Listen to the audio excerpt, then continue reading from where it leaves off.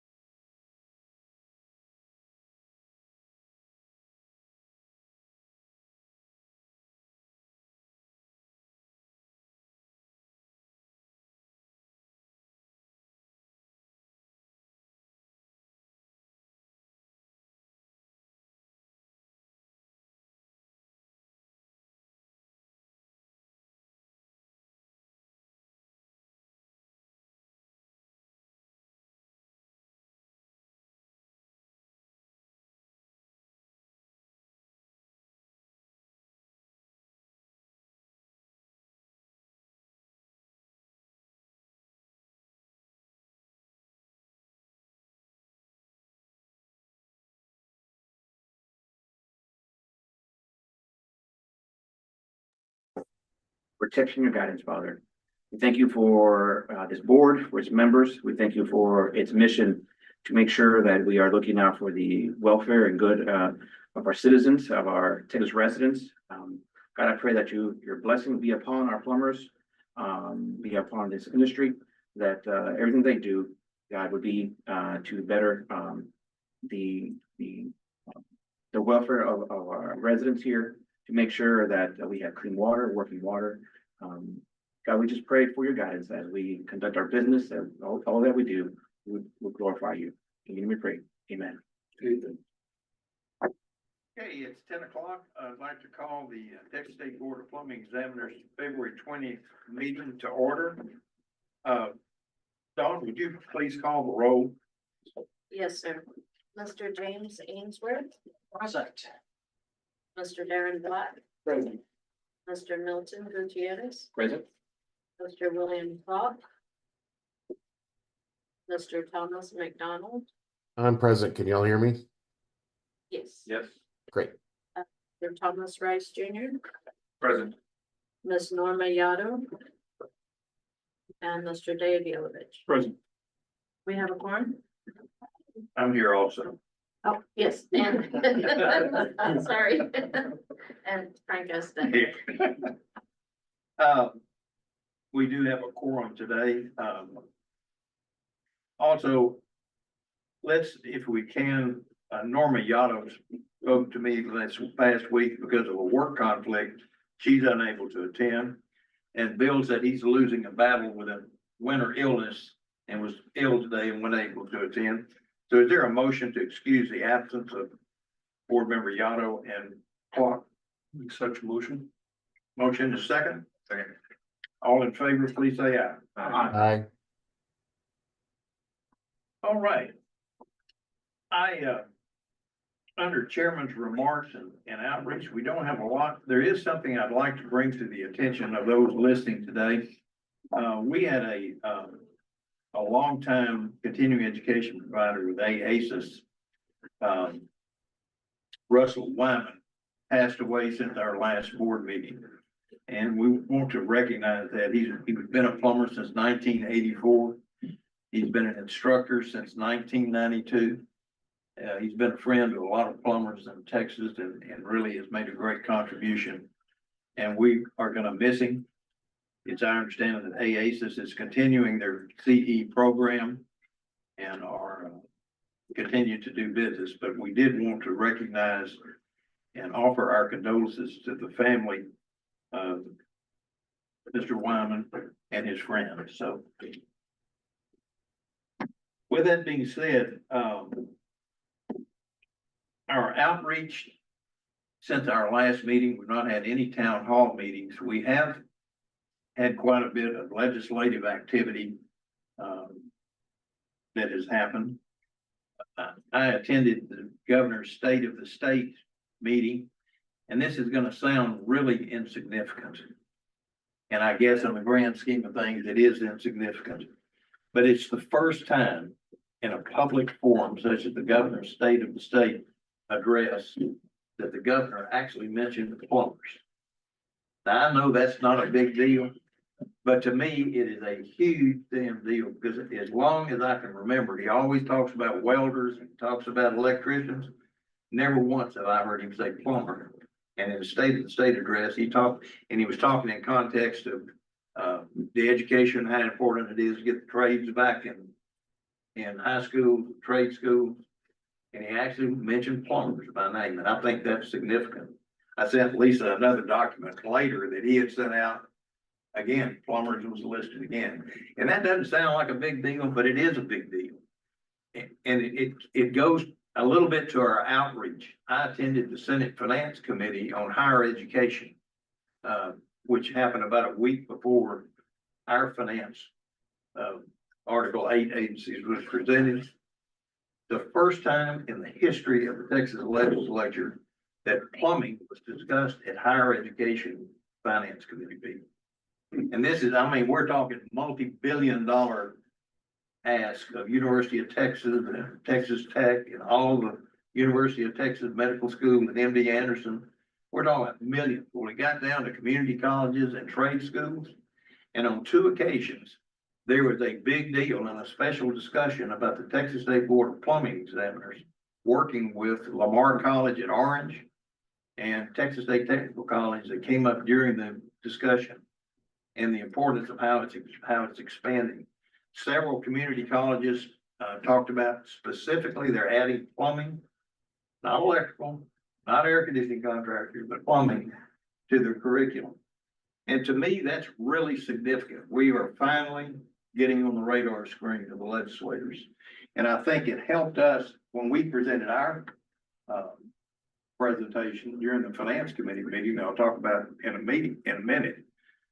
But I was in the audience. Senators recognized me in the audience when they were talking to the college chancellors and talked about us working with the colleges and universities. So I thought it was a big deal. And it's all a part of our outreach program. So I was real proud to participate in that. Other than that, I really don't have anything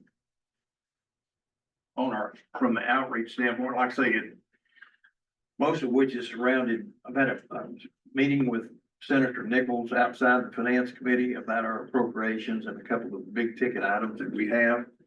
I think that Senator Nichols, who originally carried the bill to abolish the plumbing board and later reversed his position to maintain the plumbing board, has been one of our champions. And during the last legislative session, he was a big a proponent. As a matter of fact, when we made our presentation, and I'll talk about it in just a second, when Lisa closed, the chairman of the finance committee says, you realize that you're Senator Nichols' favorite agency, don't you?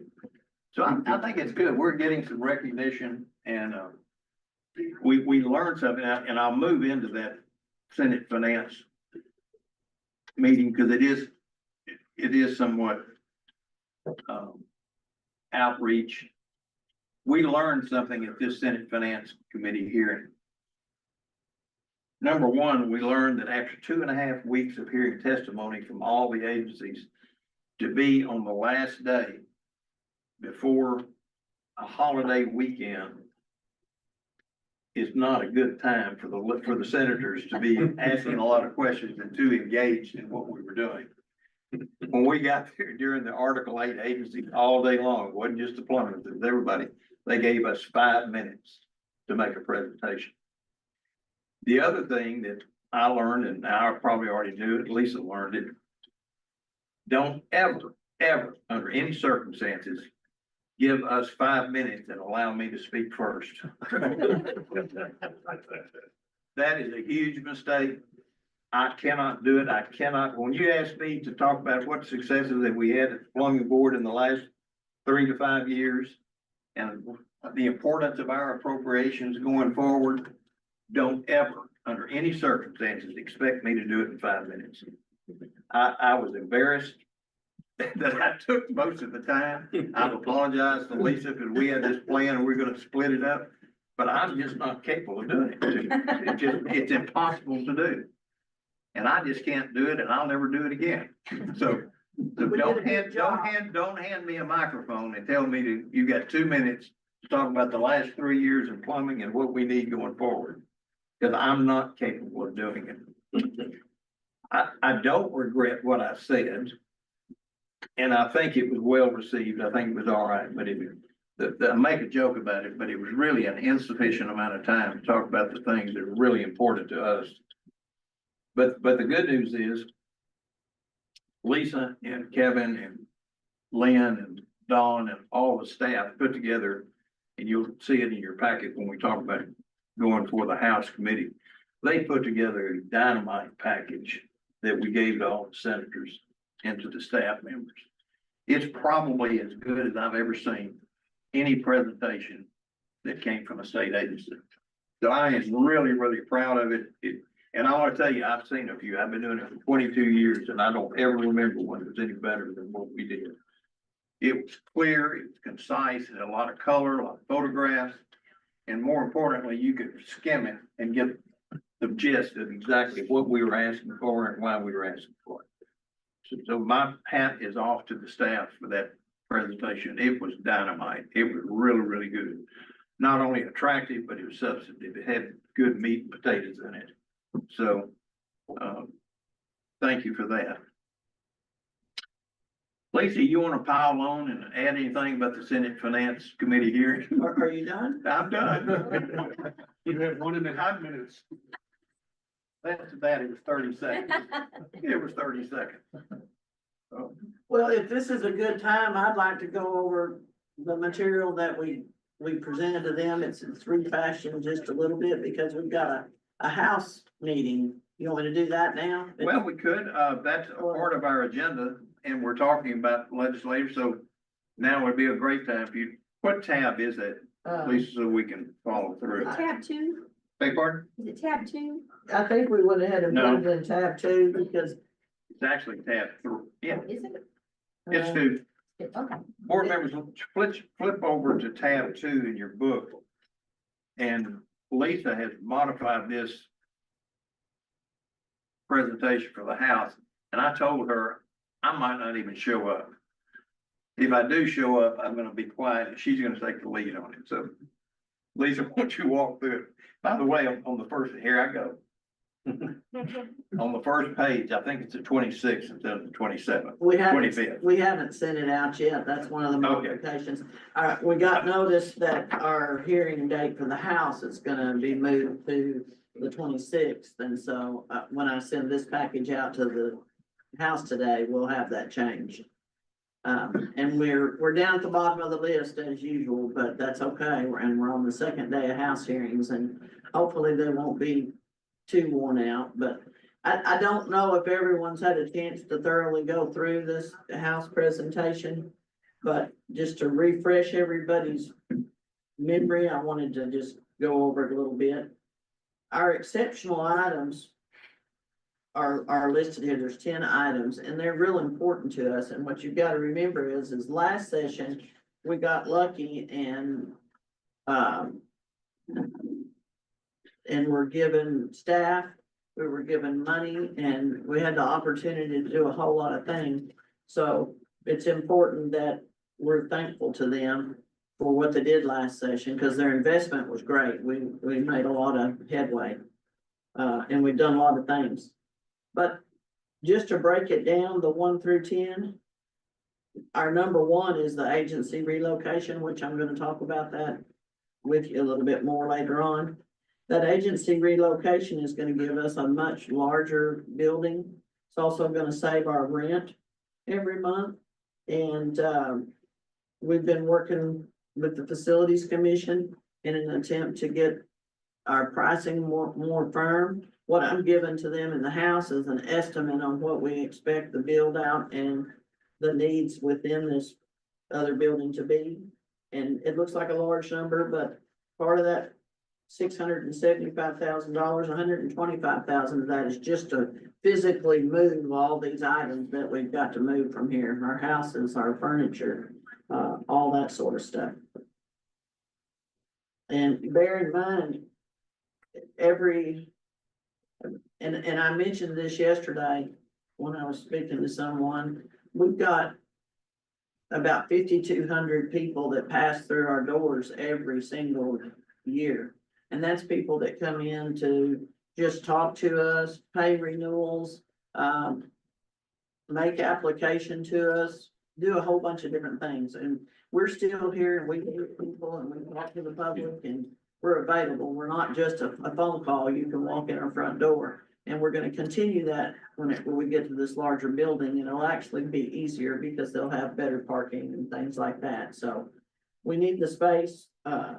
We need to continue to increase our staff and do all the other things that we're working on. But $675 is just an estimate, or $675,000 is just an estimate at this time. Our number 2 item is a lease extension, and we put this in there in the event that we don't get enough money to move to the larger building. We went ahead and laid this out because we would have a rent increase this year and next year. And by 27, we might have another almost $53,000 worth of an increase. That's a lot of money. From 1 year to 2 years. So in the event that we do move and plans continue the way they're going, we'll actually remove that number 2 item from our total cost and our total request. We'll see how that all plays out. Number 3, we've got retained qualified staff. I would be remiss if I didn't always say what a great staff we have. We have one of the best groups of staff we've ever had now, and we're able to produce things. I mean, I see it every day, how quickly we're able to do things, the improvements that we've made, our ability to answer the telephone, just everything. And, so we want to make sure that we recognize those staff members. So we've asked for in 26, $325,000, and in 27, another 325,046 actually. To be able to recognize those staff members and retain them. We don't want them to go somewhere after we've done all the training. And hopefully we get that. And what I anticipate is that, and just from listening to other hearings and seeing what's going on, is that they'll take most of the discussions from all the agencies about races and probably put them in one committee or one place and talk about it. And probably maybe even do some across the board. We'll see. And as a reminder, they did get an across the board raise and this in last session, but that's, it's not a whole lot of money whenever everything else went up. And so they need something else. We don't want to lose anybody. It's difficult to hire people and we want to keep the great ones that we have right now. And in doing that, we've also asked for, in number 4, 7 additional FTEs. And as I said just a moment ago, having staff to do each particular job, I mean, that's a dream. But just having enough staff to spread out some of the duties is a wonderful thing. And so we're able to stretch out and spread out some. But to continue our expansion, continue to do the number of exams that we expect and anticipate coming from high schools, career schools, out of the field, we've got to have more examiners. And in particular, the examiner that we've got to have is for the Harlingen area. And so we would like to start working on that just as quick as we feel comfortable in looking for that person. In addition, we'll also be hiring a specialized examiner for what we anticipate will be the mobile unit. And that individual, I know there's got to be a plumber out there that has a CDL license and is a plumber and is just an all around perfect person. They're out there, we've got to find them. If not, we'll train one. And we've got audience members already raising their hands up. So that's a I do wonderful got a thing. CDL. We've also asked for an additional administrative assistant in the enforcement department, along with continued growth. You have continued complaints that we need to address. We want to do it as efficiently as possible. So we need an additional administrative person. We also need another legal assistant. And that kind of rolls over into fingerprints, board orders, everything that we do, criminal backgrounds. We have a lot that we attend to, and the more that our population grows, the more things that we're gonna have to look at as far as background work. We also asked for an additional investigator, and this investigator that we're asking for here is gonna be strictly for what we call cyber complaints. So, say you send us an advertisement from the internet. You get a lot of anonymity on the internet. You can be anybody and say you're anybody. But if we can quickly communicate with that person that's putting that out there, maybe we can get them off the internet. Maybe we can get them out of whatever paper they're advertising in, that sort of thing. So those will be a quick turnaround investigation, and that person's gonna be assigned to just, address those items quickly and efficiently is the plan. And a customer service representative in licensing. We've got a great crew right now. We do have one part-time person. And that person, we need to add one more person in there to divide up some of those duties and get some relief in that. There again, we expect we're gonna have quite a bit to do, more plumbers, that sort of thing. Our outreach and education item.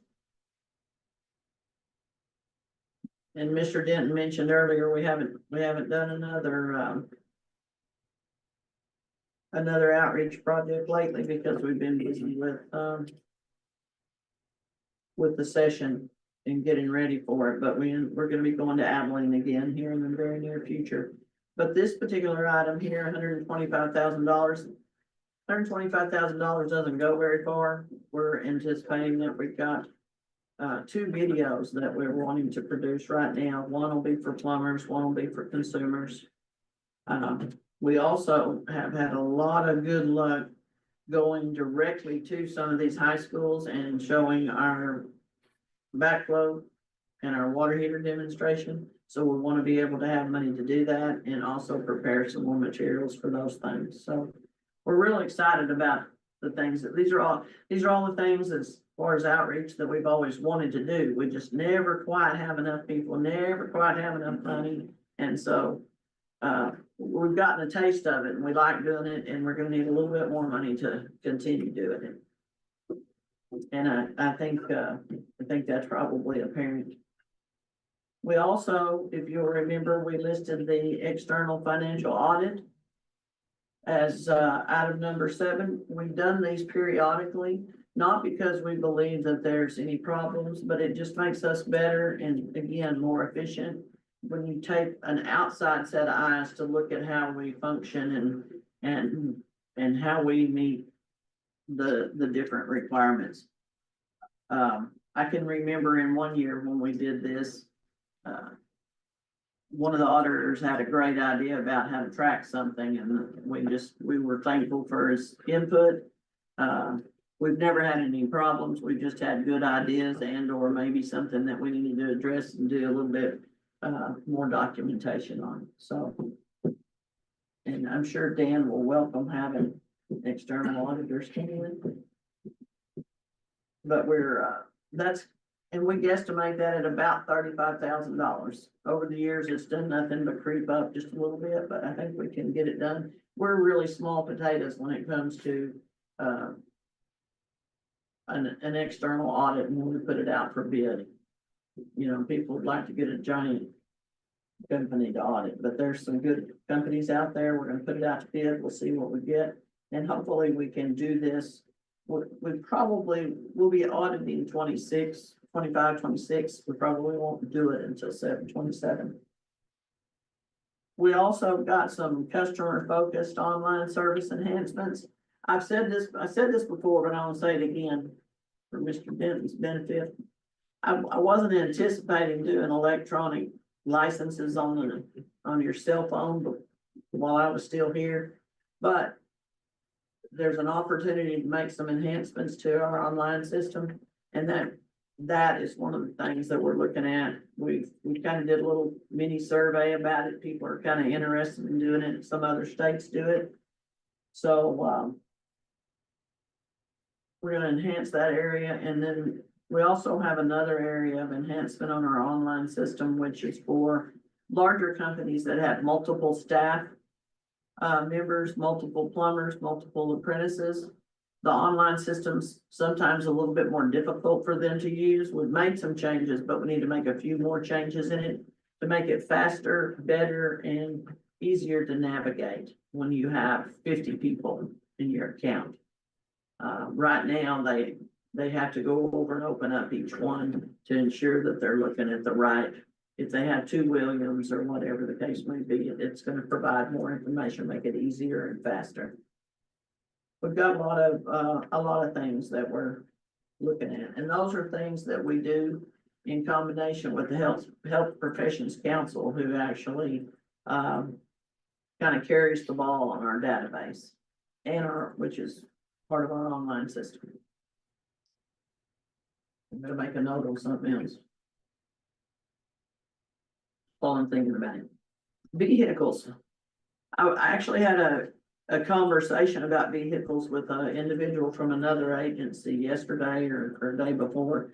And we're being conservative. We're asking for, excuse me. We're asking for 2 new vehicles. And we're gonna need 2 new vehicles because we're going to be going back and forth to Waco, back and forth to Harlingen. We'll have to have a vehicle in those areas to be able to go and get materials and things like that. And we've got an older vehicle, an older car that that was a field investigation car. Believe it or not, it's a 2011. It's got over 130,000 miles on it, which doesn't sound like a lot of miles. I've got more than that, but at 130,000, that's when you start spending money on them and doing those replacement items. And so we've got to address that. In addition, our Tahoe, which we use to pull our demonstration trailer, it's starting to age out. And believe it or not, it takes a while to get a vehicle in state government. So we want to get ahead of the game rather than behind the game on this. So we only asked for 2. It's not a lot, but we anticipate that one of those is gonna be in at least 69,000. So we'll be looking at a Tahoe or an Expedition for one of them, and then a regular vehicle for another. Our Harlingen Examination Center on number 10. Of course, that's another big one. We've only estimated about $150,000 for that. Reason being is that it's gonna be a partnership. The building's already there with TSTC. It's a nice big building.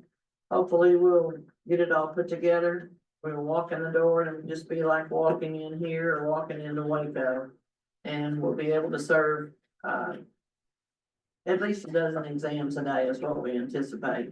And we feel like, once it's up and running, that those 12 will be full almost every day. And what that's gonna do is it's gonna save a lot of money for the plumbers, not driving all the way from Harlingen and the valley and up to here. I mean, it'd be one of the neatest things that we've ever had is in South Texas, you can go take the exam. In the middle of the state, you can take the exam. You can run right out of Dallas and Fort Worth and come to Waco and take the exam. Once we get the mobile up and running, we'll go park it somewhere and we'll advertise where we're gonna park that mobile unit and you'll be able to come take the exam. It's a money saver, it's an efficiency, step in the right direction. And if all goes as planned and as we're already feeling it, we've got people coming out of, the first group of high schoolers will be coming out this year. They'll be graduating high school in June, May or June. I guess they actually graduate in May now. But I've already been in contact with some of those instructors. I have 3 people sitting on my desk that have came through a high school program, so I'm real excited about them. I'm gonna watch. As soon as they graduate and they complete their plumbing school, they'll be testing. So we got a lot going on. And is it a lot of money? It's quite a bit. It's nothing that we don't need. We'll utilize every single penny of this. I also reorganized, and Kevin did this. We have fought this reorganization chart quite a bit. We've made a new chart. We've got everybody laid out in here. Put that in your book for you, in case you're wondering who's in what department or how it's laid out. But I would certainly hope that we can get another 7 people to put onto this chart, so. Lot going on. We also included, license numbers in the package, and remember, this is all going to the house. That long list of summary items, items that we need, in addition to, just showing what we do and how we've been doing it and how many there are. When you look at the grand scheme of things, we handle over 100,000 licenses every day. And out of that 100,000, you've got almost 70, well, you've got over 73,000 warm bodies that hold those licenses. And that's who we communicate, and that's how we, that's what staff handles every day. We also added some information in there about the HATS program. That HATS program is still very important to us. That's the High School Accelerated Training Program. That's what we came up with whenever we started doing that. And as a reminder for those that maybe haven't read all about it, we waived that fee for those individuals entering the high school program. And I really anticipate that we're gonna be going out and that we'll be able to dedicate some of this new staff that we've asked for to go to some of the high schools and continue that partnership with them. We also developed a little information on the plumbing career progression, just for those that are curious, and this will all be information that'll be public as well. It'll be out on our website soon, not just yet, but after I go to the house next week, it will be. And one of the big things, we kind of laid it out in there, and I'll remind those that maybe haven't heard me say it. We added the self-scheduling for the practical. Self-scheduling is the icing on the cake. You can log into your account, pick your day, saves you money, saves you time. And we put a little presentation of it there together. And in anticipation of all these things that we're gonna ask for and that we're gonna need, if you take a look at that next page, that page 12, you'll see just how much those exams have increased over the years. And whenever you take that and break it down and anticipate what's coming at us this next year, we're gonna be full all the time. And Harlingen, Waco, Austin, there won't be much downtime. We'll be giving exams. And, you know, one of the things that we received, two sessions ago, whenever we were up and down and back and forth, and we had needed it, which was the authority within the statute to actually use the third party, examination process. And that made all the difference in the world. I mean, you can go in and take an exam pretty quick right now. Once you get your completed application done, you can go take your written. And you're just not too far behind to take the practical exam. Right now, we're at 10,447 exams. For last year, that was a big year. that we did. And that was up from 9,600 the previous year, so very exciting. We also added some information in the back of the package about our partnerships, the resources that we use. We reach out to the Veterans Commission, to TEA, Workforce Commission, Texas State Technical College, many other colleges. Every day we're talking to someone. Does anyone have any questions about what we're going after? Okay, Lisa, I want to prove the point here. You went through your legislative appropriations. It took you 34 minutes. You started, No. you started at 10 minutes after, 10. And that took 34 minutes. Now you tell me how you can do that in 5 minutes. And Did it what? really take you 34 minutes? 24. 24? Okay. Yeah, 24 minutes, I I'm was sorry. trying to No condense wonder you it. can't talk in 5 minutes, you can't count. Might have a point there. You might have a point. Well, apparently But both of us I'm talked a really lot. serious about it. Now, how can you go through that in 5 minutes? can't. You absolutely cannot do it. And I can cut some stuff out for them, but I don't get to talk to y'all all the But time. I'm gonna tell you what, it's impossible, and Lisa and I have talked about this, and this was kind of a test. Because we're allowed 10 minutes at the house. Now, I don't know how you condense it 24 minutes, and I think you did a great job, Lisa. There's nothing you said that wasn't important for our board to hear. But to try to squeeze that into 10 minutes is gonna be tough. Awesome. Because we've got a lot to say, and we've done a lot in the last 2 years, and they have got to understand it. And it's really not, so. Now, if she talked twice as fast, it would only take 10 minutes. And I can only go so fast. But That little button on the video, you just. we're laughing about it, but it really is a problem. It's a It is. real problem, because we've got to understand, we know about all these things, the people that are listening to this, and the board members. The legislature, they haven't even thought about plumbers in 2 years. So we've got 10 minutes to convince them what we've done in the past and what we need to do in the future. And it's not a reasonable thing to ask. It's difficult. I think and I made this point at the Senate, and I think the most dramatic thing that we didn't emphasize enough in your presentation this time, if you look at the examination statistics in 2022, we did 4,953 exams, which seems like a lot. In 2024, we did 10,447 exams. Now that's significant. That moved the needle in a short period of time. So I think we need to lead with that, because it shows what we've done in the past. And then we need to talk about our partnership with TSTC, how they're building us an additional testing center in Harlingen, a mobile testing unit. And we have got to, they build the facilities, make the capital improvement, but we put the people in it. So we have got to follow that and make sure we've got the people to man that. And if we don't, we've got 60 high schools. Yeah, that growth occurred without the high school kids They coming fill out. out. That's what They're just starting to come out, that wave's just beginning to build. There are So we're 6 community colleges in Texas that have got full-fledged plumbing programs. There are 60 high schools in Texas. None of those people have hit yet.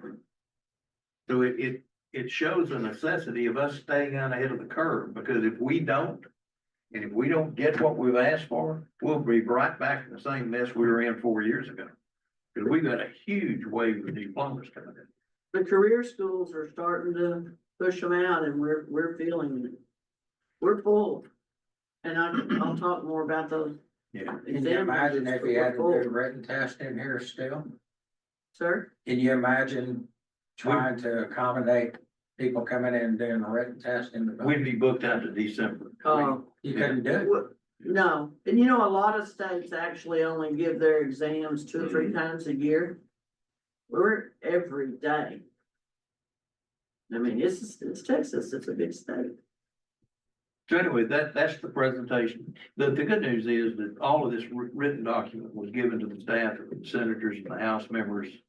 So if they're interested, they could certainly look at it. And I think staff did a tremendous job in putting this We together. like this one, thank I do you. too. I mean, it's dynamite. It's as good as I I've got the ever seen. best staff I've ever had. Good as I've ever seen.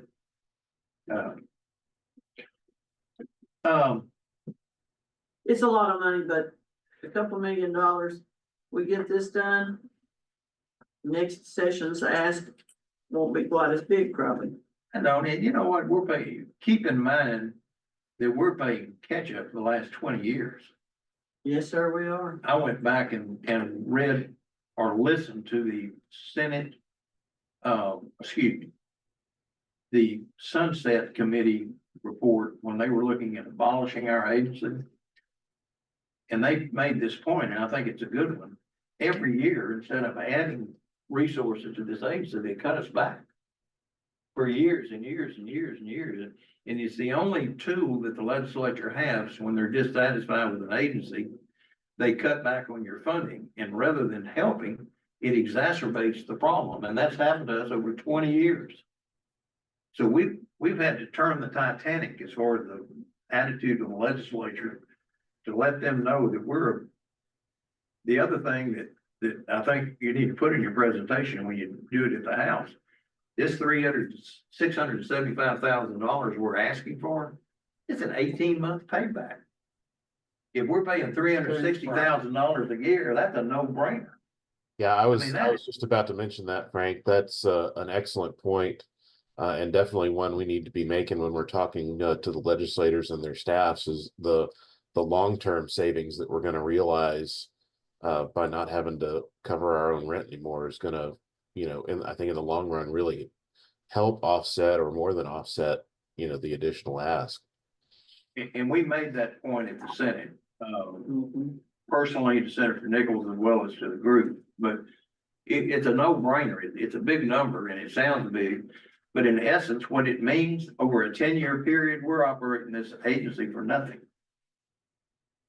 Over a 10-year period, that saves us well over $4 million, and that's basically the whole budget of this agency. So it's a no-brainer to do it. And for board members, if you've got any suggestions to help us condense our presentation to make it more concise, I'll tell you, we are more than happy to do it, but When I've had timed things like this, I was a judge in a competition for 10 years where college students had to come in and present. They got 10 minutes, that's all. They had to present basically a master plan community, how they're gonna make it profitable. And yes, you get the stuff ahead of time. Don't repeat the stuff that's in there. Hit the highlights and just go down what, we just noted, well, this is our most important thing this year. Start with that. Don't include hit the high points quickly. Assume they've actually read, at least gotten a summary from their staff on that thing. They've probably got a 1-page summary of what you presented to them. The senators and representatives, the staff is gonna look at it, they're not. So hit the highlights, explain like Justin just said about the money, the payback. Hit on those, don't just reiterate exactly what they you already have in presented. writing. So anyway, that's the challenge we have. And I still think like I said, I don't regret what I said. I regret that we only had 5 minutes and I regret that I hogged the presentation, but I don't know how to how else to do it. It's a lot of, it's a lot of information, and what you gotta understand too is all this information, I mean, I'm going back and forth with these numbers and talking to the LBB a lot too, before a lot of this gets to them. But they say that this package actually goes to the representatives or to the senators, and that, you know, they take each agency and they ask you to condense it, so. The other Should have thing a that's good shot. significant, the trendy thing now, both on a national level as well as a state level, is cutting back. Reducing the size of government, and we're swimming upstream. And we're increasing the size of government by asking for 7 new FTEs and considerable money. But again, we're playing catch up 20 years of falling behind. And also there's a critical need in Texas, especially for the building trades occupation out there. So as soon as Texas quits growing at a rate faster than any other state in the nation, we should be cutting back. But that has never been the case, and it's not gonna be the case going forward. And we better get out ahead of the curve, is the way I look at it, so. Thank you, Lisa. I think you did a great job, even if you didn't condense it into 5 minutes. Oh, I will when I get there. Just comment about the trades. It's not the first I time. just I've make had a comment, I started this history almost 50 years ago, so I was about 5 when I started. Yeah, okay. Light skilled trade was talked about 50 years ago, Yeah. at the same level it's talked about today. It's no different. There wasn't enough plumbers, there wasn't enough electricians, there wasn't enough anything. Yeah. And it's the same, we're in the same boat. Now, does that mean we quit trying? No, we gotta keep doing these things that we're doing, and obviously the numbers are showing that we're making improvement. I think a year from now, or maybe 2 years from now, after these trade school candidates get out, I think the numbers are gonna be really, really good. I do too. And I'm encouraged that even in higher education, plumbers and building trades are being discussed in higher education. That's never been the case. Well, let me ask you this, has anyone, Lisa or Frank, when you've done this investigation, do we have any idea how many students are in high school and TSBPE and these other colleges? Do we know how many are enrolled? You mean, so I may handle that because we anticipated that question. I would not be surprised if we don't have in 2 years' time, in addition to the 10,000 we're testing now, an additional 2,000 to 3,000 Okay, people entering. And the way I came up with that, we've got Lubbock with 77 in their plumbing program. We've got Woodville with 6. So if you average 20 students per high school times 60 high schools, that gets you up to 1,500. And that doesn't even count the trade schools, DSTC, Orange, Lone Star College, all these community colleges. so within a year, we could see another 2,000 students. 2,000 or 3,000 applicants per. Absolutely. That's awesome. You got a we bunch have coming got out to of stay San out ahead of that Antonio curve. too. I don't know how to communicate that, the urgency of that to the legislature, especially in the short period of time that we've got to do it. House Bill 636 just started a ripple. It's now, it's a wave. It's gonna be a wave of people that took 3 to 4 years to build, that all those people are just added to the already growth, testing level that we're struggling to keep up with. And I'm proud of the fact, and I said this in the presentation, the plumbers and the plumbing agency and our industry have been the point of the spear of putting this education going back in high schools. No one else is doing this. The next legislative session, they gave it to air conditioning contractors and electricians, but TDLR is still over there struggling, trying to figure out how to get the curriculum developed for high schools. So we're the point of the spear. We're 2 years ahead out of everybody else in getting CTE back in high schools and trade schools. So I'm really proud of it. Nobody's gonna make me talk for 2 minutes about that. Well, we've got quite a few in San Antonio, and I just talked to TSTC, he's got 100 up there. 100 in the plumbing program and just in Waco. I And got they're 8 expanding or to 2 10 I additional talked campuses, to in. Arlington and Abilene. So Yeah, we're gonna have a Abilene, big I flood. got them everywhere I'm talking to. And they're building a new campus. They're building a new campus in Abilene for plumbers. We put it on the existing campus, but they are building a new building right now. It's under construction. I'm just telling you, we're going places and I'm just not gonna let the legislature stop us. I mean, some way or another, we're gonna get our message out there. And I couldn't be prouder of this board and of the agency, and of the industry. The industry has stepped up. The labor unions have always had a good steady flow of plumbers coming out of their DOL programs, as well as PHCC has got a steady stream. But this is all in addition to what we're already doing, which we need to do. So, Mr. Chairman, thought also could piggyback on Ron's comment a while ago. Lisa, is there a way for us to physically track the stats coming out of these programs? In other words, the test pass fail rates for high schools compared to community colleges and the number of tradesmen coming from those programs, each one. I mean, is there a way for us to actually know the differences between the different organizations that we're gonna be getting plumbers from? Some of it is manual as we move forward. Yes, ma'am. We have some enhancements to our system that we wanna do. And we have to get in line to do some of those things. Right now, we have ways to indicate which school they're at, and that sort of thing. The problem is we need to add some additional fields so we can put data into it and be able to extract all of that information. And so that has to be built.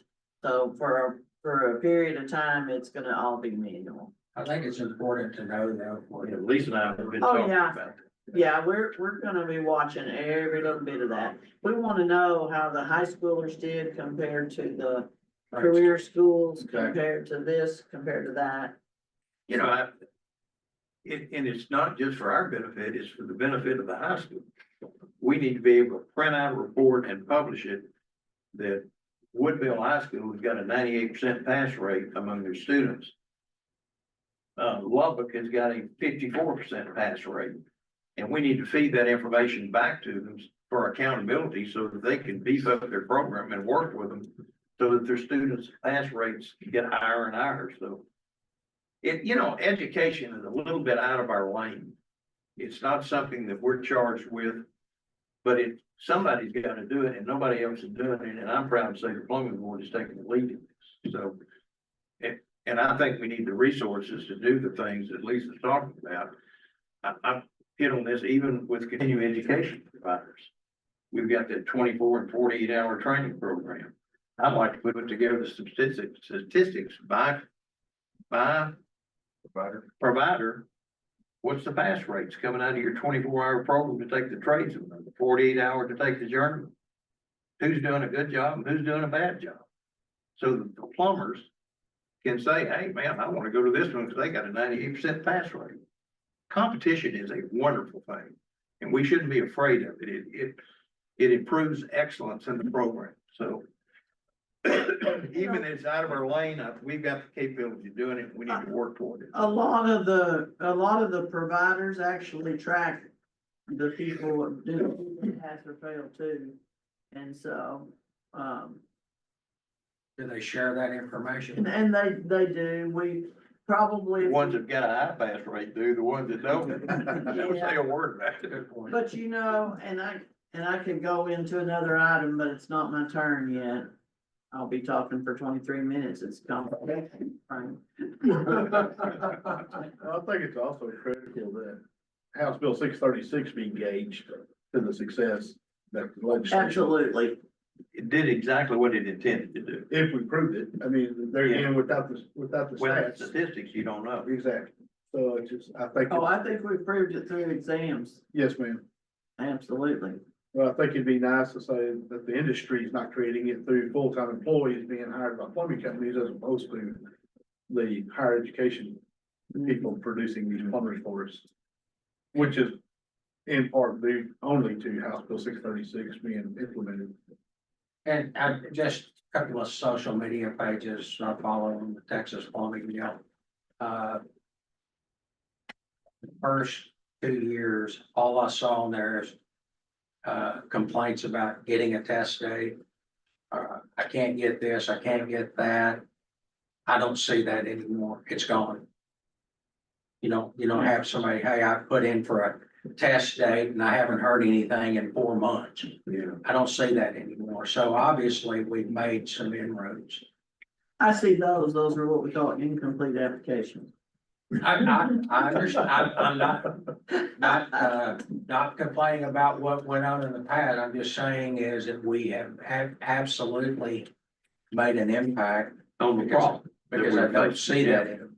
So, Yeah, and I agree with you. Most of the problem, probably 95% of them were with the applicant, not with the agency. but you know, the problem with the agency, and Lisa and I have discussed this, and it's a technological fix. But when a person sends in an incomplete application to take an exam, it just goes into a pending file. And when you look on their site, it says pending. And we need to have an application process that will not allow you to submit an incomplete application. So that the person knows then and there, it's not complete, so they won't take it. And right now, we allow them to submit incomplete applications and it goes into a big pile and they don't hear anything for a while. So some way or another, we need to modify our system that will not allow someone to complete. And that will totally eliminate it because it puts the burden back on the person that's submitting the application. If that makes any sense to you guys? Yes. We looked at putting some stops in there and we have some that were easy to put in, but we're gonna look at putting some other ones in to stop some of them. And I'm not complaining. We have to do these things in incremental steps. We can't do it all at once. Well, and without trying to waste a bunch of time, what is the biggest thing that applicants leave out? Birth certificate, photo ID, we've gotta know who you are, Right. but Okay. that's one of the things, but I can tell you, in January and February, we sent 92 different emails about things that they were missing, They were deficient in. they were deficient in, between Blanca and, Chelsea. I had them go back and that's not counting the phone calls. That's just the emails where we get caught up on apps and then we go back and we're sitting there looking at them going, okay, let's go back through all these deficiencies. And what it is, you don't wanna hold up the ones that are perfect and can go Yeah. through. This one's perfected, bam, it goes through. So then they're going back and going, okay, I gotta reach out. And that's not counting all the phone calls where they're calling going, well, I haven't heard from anybody. I told Lisa that just last week. Visualize our agency if every application that came in was totally complete and ready to go. And I mean, it's a great thing. Then you don't have all those emails and back and forth and phone calls and why hasn't my application been processed? If we can ever get to a point, and that needs to be our goal, that we don't receive anything that's not ready to go and perfect. And when we do, we're gonna be humming like a good sewing machine. There's nothing that's better than opening up something and going, golly, it's all complete. And whenever I talk to somebody or I go help them get caught up or whatever it is, and I see one and it's all complete and it's all in there and it's all attached, boy, I'll tell you what, I'll send that plumber a text back and go, good Way to job. go, yeah. You made my life easy today. Lisa, is it that hard to make every one of those fields required? A requirement? It is in a shared system that has 8 agencies on it. Because If we're it sharing does, it reversely. Yeah.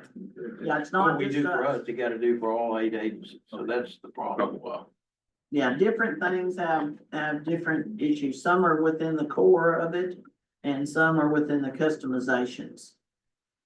And, so I have a list of things.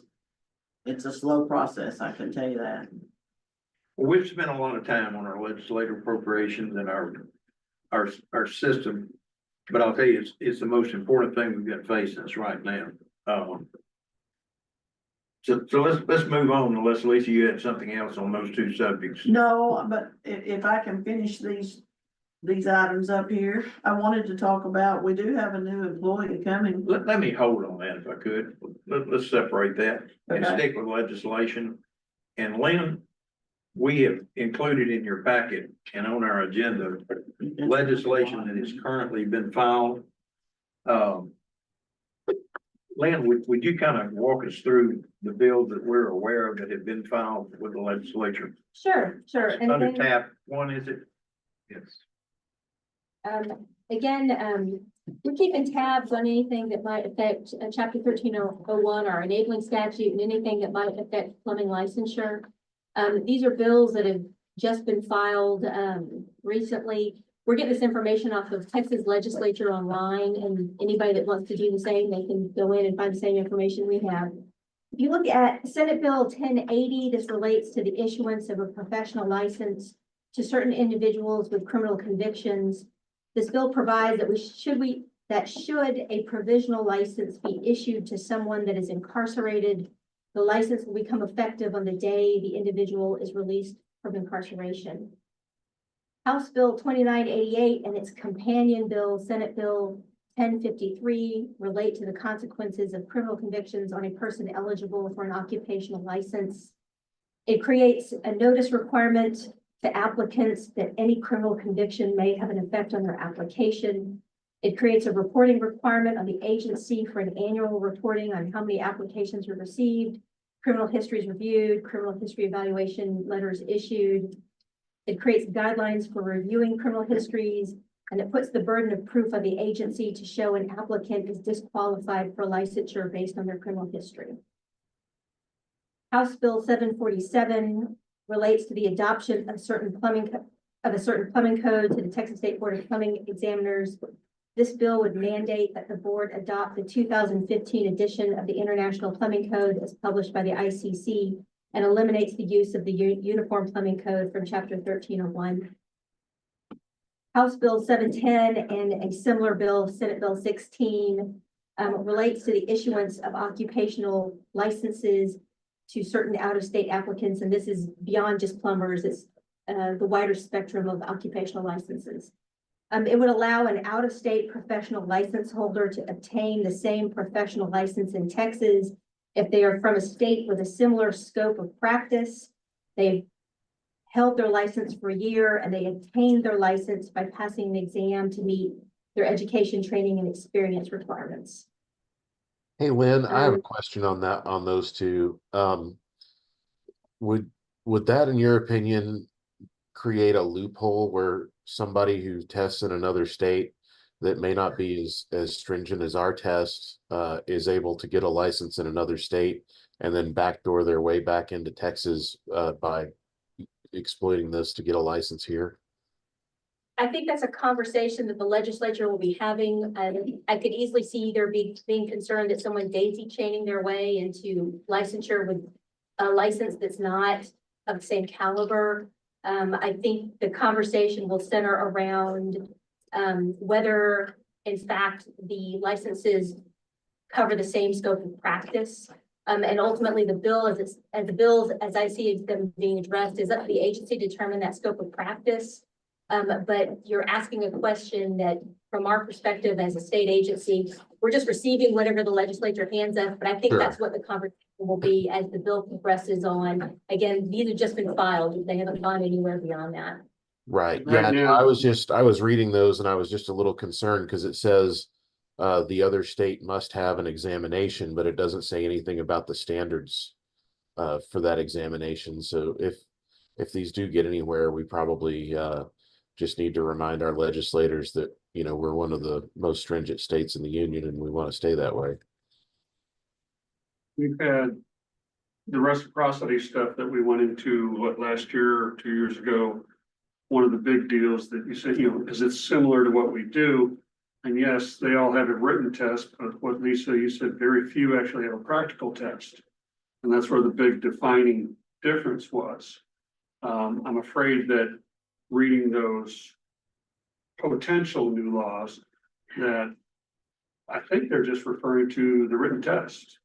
It doesn't say anything, it does, I think you mentioned, it said it should be similar or something like that. Does that? I don't think the bills as they've been filed address a practical versus a written test. Yeah. As far as this agency is concerned, our entire testing process is practical and written. Yeah, because right now it's up to us, I believe, to determine what is good for reciprocity. This would make it almost automatic, that this law would just say, hey, whether you're a hairdresser or a plumber, hey, you got a license in that state, you can get a license here in Texas. That's kind of scares me. You know, the one thing that, and I haven't analyzed all that particular bill. But one thing, we're already doing that in a sense, because we do recognize the hours that are spent working in another state as a journeyman or a master plumber. But it does not negate them having to take our test. If we don't have reciprocity with them, we do recognize that, yeah, you're eligible to take our test. If you pass our test, we'll get you a journeyman's license. But it's not guaranteed where they can just walk in and get issued a license. I didn't Yeah, really they see still have to anything come about demonstrate analyzing it. proficiency, which I think is really important. Yeah, and I didn't see anything in here that would keep us from doing that. Okay. And it may be there, and I would suspect if this bill goes anywhere, they will call on us as a resource and ask us some questions at a hearing, and Lisa will have, or somebody will have a chance to respond to it and raise these concerns that you're talking about. The one that troubles me a lot is the Senate bill that creates a provisional license. Because I'm gonna tell you, a provisional license sounds like a neat deal, but it also means that this agency is gonna have to track those people. If we give them a 6-month provisional license, what good is it unless you track them and see how they're doing? And that requires resources and people, and it's gonna have a pretty good fiscal note on it if they want us to do that. I'm gonna just tell you, you'll get in a minute to the enforcement where we do the criminal background check stuff. We're pretty liberal. Unless it's a violent crime or unless it's of a sexual nature, we don't keep people out that are getting out of prison. And if it's a direct reflect on a plumber going into a person's house, you're damn right we do. But we're pretty liberal with it. And unfortunately, when you get into these provisional licenses, the only ones that are gonna apply for provisional licenses are the ones that we're turning down. The sexual predators that are just getting out of prison, or the violent criminal that's getting out of prison and they know they're gonna get turned down, so they're gonna start applying for these provisional licenses to give them 6 months. I would not, we can't lobby, but if we get asked, that bill is problematic to me. I expect to get a request for a fiscal note on some of these, and we've already been kind of looking at that because we definitely would have to have staff to do some of these items. Yeah, that A lot of stuff. provisional license sounds great, but it doesn't mean anything if you're not tracking what they're doing. We have some provisional now and some ways of tracking them. We don't utilize it a lot because we're either on it or you're off it. You know, so. And you're right, Anyway, these are we just. can't these lobby, but deals. we can certainly explain factually how that would change our operations if it went into effect and then let them make the call. So, And the potential adverse effect on the public. exactly. By We'll issuing get provisional We'll get license. that opportunity in the fiscal I think we note. will. If it gets legs and if it goes anywhere, I'm pretty confident that we'll get an opportunity to weigh in on it, so. But anyway, just, Lynn, thank you. We just wanted the board to know what's out there right now. There'll probably be others that might be filed before the session's out. But as of right now, it's been, we've been going about an hour and 5 minutes. Let's take about a 5-minute break. And we'll come back and pick it back up with Lisa on our personnel board. So let's 5 after 11, let's come back together at 10 after 11.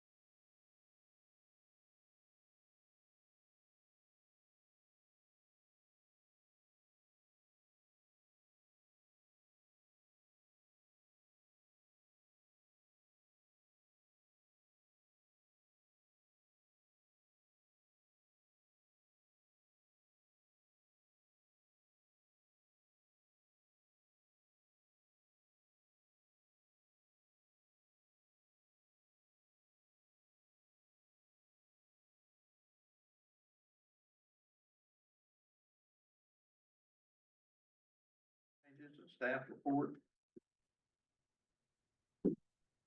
And just as a footnote, we've got a relatively abbreviated agenda today, so I would anticipate we should be out of here by 12:30, 12:45, so.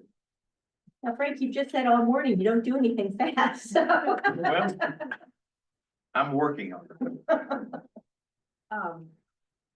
New employees and employee retirements, I don't have very many departures right now, luckily.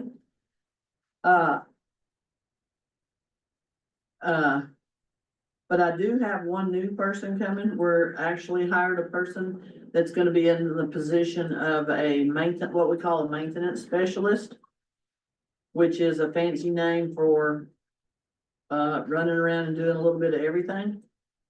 But they're gonna help in the exam center. And the person that we hired has some computer skills too. So we're excited. We're gonna try teaching him all kinds of stuff. But he'll be able to help cut pipe, get pipe ready, restock, all the things that pull the examiners away from the examinees. And the things that we get here sometimes really, really early, just to prep and get ready after we've had some really full days. But this person is gonna start on Monday, right, Dawn? Monday? And so we're excited about it, and his name's Chris Lopez, and I don't have him here for you to meet, but we'll have him at the next meeting to meet, so we're excited about him. We think he's a perfect fit for this particular job that we got. We also still have some postings out. We have a posting out for a legal assistant, and we also have a posting out for an attorney, which would be like the prosecuting attorney for the enforcement cases. And we've had some interviews, we've had some different applications. We haven't made any choices on that yet, but we're working that way. I wanted to say that we continue to work on the fingerprints, and we're getting close to 87% on fingerprints. It's really kind of strange. It's slowed way down. And now we're almost at the point to where someone will call and say, well, how come I haven't been renewed? And it's because they've been sitting there and not gotten fingerprints. And I know we don't want to beat a dead horse, but it's those people that just can't decide to go ahead and get it done. And or they know that they have something that's gonna pop up that we're gonna question. Doesn't mean you're not gonna get renewed, doesn't mean you're not gonna get your license. We've got to go through the process with you, so. Lisa and I were talking the other day, we don't think we'll ever be at a We've number done. called 100%, You know, because when you look at, there are those included in those not yet done, or those that have not yet reapplied or renewed their license. So there's some people that we know they're not gonna renew them anyway, and they're still counted in that number, so it's always gonna be something less than 100%. But I think we're pretty close, aren't we, Lisa? we are, of course, our population grows, and so we're just like ever climbing the endless mountain to get it all done, but we stay on top of it. Our current statistics on plumbers and registrants, which is in your book as well, continues to grow. And as I said earlier, there is 73,273. That's the actual warm body population that holds 100,000 licenses, 108,000 licenses, I'm sure, sorry, 801. One of the things that I've seen that's gone up recently is the number of RMPs. You think about this, in the whole state, there's 8,718 plumbing companies. That is a lot of plumbing companies, and I always go back to the fact, I remember the first time we tried to count plumbing companies. And I did it when I was in the enforcement department. And we didn't have the computer, and we didn't have the way to run the reports and all that kind of stuff. But I do remember the number, and it was right around 5,000. So it's a big thing. As recently as 2020, we had 5,700. Yeah. And it's really jumped. It's jumped at it. There's a lot going on out there that people are doing. Master plumbers were at 12,484, just those holding the master license, so those people are, are part of the. A whole group of them could decide tomorrow to open up a plumbing shop, who knows? So, Lisa, so that number, the 12,484, that number is part of the 8718, or it's? the 12,484, yeah, the 8,700 is in that 12,484. Okay, so there's basically 4,000 are. Yeah. that could be potential RMP. Okay, I Yeah. just want to make sure. Yeah, they're in there. Tradesmen continue to jump up a little bit, 34, 37. And, apprentices, we get apprentices in every day online and in paper. So it's a steady flow. All the time. Also wanted, does anybody have any questions about licensing numbers or? Just a quick Google search says there's 22,848 plumbing companies in Texas. I don't think that's quite right. That's including the unlicensed, correct? I think that's just in Houston alone. Don't get me started on that one. So that means I need what, 25 more field reps? 50? 25 field reps, you need to double your master plumbers where they have a master plumbing license. Yeah, I got a lot of work to do. I wanted to talk just a little bit more about the update of our move to possibly to Cameron Road to the larger facility. We had a good meeting yesterday. And we've came to some agreements and it looks like we might be able to make another step forward. One of the biggest problems is that the fire marshal who's in the building right now still has stuff that's stored in there. And the building that they anticipated, or their storage facility within the new complex downtown, excuse me, their storage facility is not completed yet. So they can't move some of their stuff downtown. And, but a lot of their stuff could be moved to one side of the building. And so we worked out kind of a plan. Some of the items that they have there, we're actually can use and they're not gonna use. So, we kind of sidestepped everything and had to make some agreements with them on how to get in there and do some work. And not disrupt the things that they still need to store. So they're amenable, they're very easy to get along with.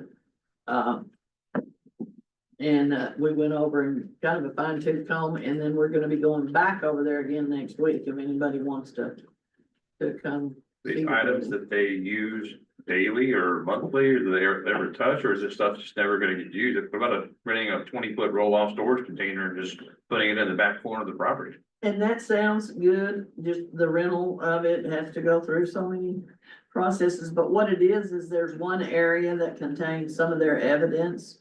And we can live with that without that area for a little bit. We have a plan for that area, but we can live without it for a while. And it's their evidence storage that's a secure area. And where they're moving it to, of course, is built specifically for storage of evidence and that sort of stuff too. You know, the obstacle that we run into is the Facilities Commission kept telling us that we can't do anything with the facility because the Insurance Commission and the Fire Marshal's office is occupying it and they have stuff in there. They first told us it was gonna be out of there for the first of the year maybe, and then they said it's gonna be the spring. And they keep pushing it back. So I set up a meeting and went to talk with Commissioner Cassie Brown, who's the Insurance Commissioner for Texas. And trying to figure out what it is that we can do to try to resolve this, and come to find out. The obstacle that we're dealing with is the Facilities Commission. The Insurance Commission is waiting on the Facilities Commission to build them a structure to put their stuff in. So they're not in any hurry to move their stuff out because the Facilities Commission has just now got the permits and the drawings to do what they are gonna have to move their stuff in. So Commissioner Brown said, I'm not in any hurry to get out of there. We don't have any place to put our things. So we're gonna leave it just where it is. So long story short, she was very amenable to our situation and what timeline we're up against. And the $360,000 rent, we're gonna have to pay for another year if they don't get out of there. So she said that she would be agreeable, and Lisa and I and GW went over and met with the fire marshal. They are agreeable to moving all their stuff to an area that will allow the facilities commission to do work in there. Right now, it's spread out all over the whole warehouse and everything else. And we found them, as Lisa said, very amenable. You could not ask for a better group than the fire marshal and the insurance commission to work with, understanding and we're gonna help them some too. They've got some things they need to move that they didn't have cutting torches and ways to do it, and we're gonna help them with that. So it's another step toward progress. Now we've got to figure out how to get the building commission to commit to go ahead, and they've also agreed for us to cohabitate the building together. Even if it's their lease and their building right now, the insurance commission is agreeable to us being there at the same time. And we're looking at a way to move it all to one side of the building where we're not gonna be under construction. Put it under a chain link fence with a lock on it, give them unfeathered access to get in and out of there to get their materials and supplies. Leave the evidence room intact and not mess with that. So the next step is trying to convince the building commission to get busy on the project. I'm not exactly sure how to do that right now, but we're gonna figure something out. We're not stopping until we do it. So we'll do something. I'm not sure what it's gonna be, but we're gonna push on the building commission or facilities commission to get busy. So that's where we are. It's gonna be nothing short of a miracle for us to be in there on August 31st. I'll just tell you right now. It will be, it would have to start tomorrow and work full time, all the time to get it done. It's not that big a deal. But again, in working with the facilities commission and the state in general, it takes them so dang long to. And like I said, in GW over there in December or January, we said, hey, we'd bring in jackhammers, start busting up concrete tomorrow if you'll let us. And they said, well, no, it belongs to the insurance commission. But the fire marshal has really been one of the areas that they were considered sacred ground was a refrigerator that keeps some hazardous material in that's got double wall around it. Well, that just happened to be exactly where we're gonna put our new bathroom. So as we were walking to the other part of the building, Lisa and the fire marshal got together and she found another room for him that was suitable to him, and he was agreeable to move it out of there into this other room. So they're really working with us to try to help us. So our challenge right now is getting the facilities commission to get busy and start the construction, or at least the process to do it. Ron gave us a couple of board meetings ago. You talked about that air handling unit, Ron? The Johnson air rotation. Yeah, it's perfect for us. Perfect for us. Half the cost of what a traditional AC system would cost us. I actually met their representative in Bryan College Station to see one of their units in operation. Pretty amazing, aren't they? It's totally amazing. Just absolutely, it's a self-contained unit that sits in the room and Middle of the room and just throws. absolutely, it's a great system. And again, it's half the cost. Johnson air rotation. It's half the cost of a traditional with all the duct work and. Yeah, you don't have roof any ductwork grills, and it's great for big open spaces. So anyway, I passed that Some along. big box stores are starting to go to them. There are a lot of folks that have got it. But anyway, I passed that information along. We can't do it, but I did pass it along to the facilities commission, and they've done nothing. That was a month ago. So, we're gonna figure out a way to light a fire under the facilities commission, and it's really frustrating when no one has got the sense of urgency that you do. Everyone, they're already talking. Well, I don't know how much detail I'll go into, but I'm just telling you, we've pulled every string to try to encourage them to do something. And their answer is, well, we'll just get another year-long extension on the lease for the plumbing. And, that's just not gonna cut it. That's not acceptable. So anyway, we're still working on it, but don't be surprised. I hope that even if we don't make the August 31st deadline, we'll get a 6-month extension and be out of here by the first of the year, so. Anyway, you know everything that we know at this point, so. It takes a little bit of planning because what you have to keep in mind too is we're constantly, scheduling days for exam and anticipating how many spaces we need and all this stuff, so. We'll be utilizing Waco really heavy whenever we're moving Make the here. transition. And our first plan, we've already had to push that out, so we have to watch the dates on the calendar and it's a lot of shuffling. Because folks are scheduling practical exams, 2, 3, 4 months out at their choice. So we can't schedule a practical exam here if we're gonna be in the middle of moving, so it's kind of a balancing act. We are determined to keep our nose to the grindstone till we figure out some way to get the facilities commission going, so. Yeah, we can get it done. And speaking of exams, shall I go ahead and do tab Please, 3? yeah, please go ahead. I also included an update to the exams. What's in the package for the house is a year-long layout, but what I put in your package this go around is where we're at to date. And so if you look up to February 17th, Looking at tab 3, right? yeah, tab 3. And these statistics on the exam are up to February 17th.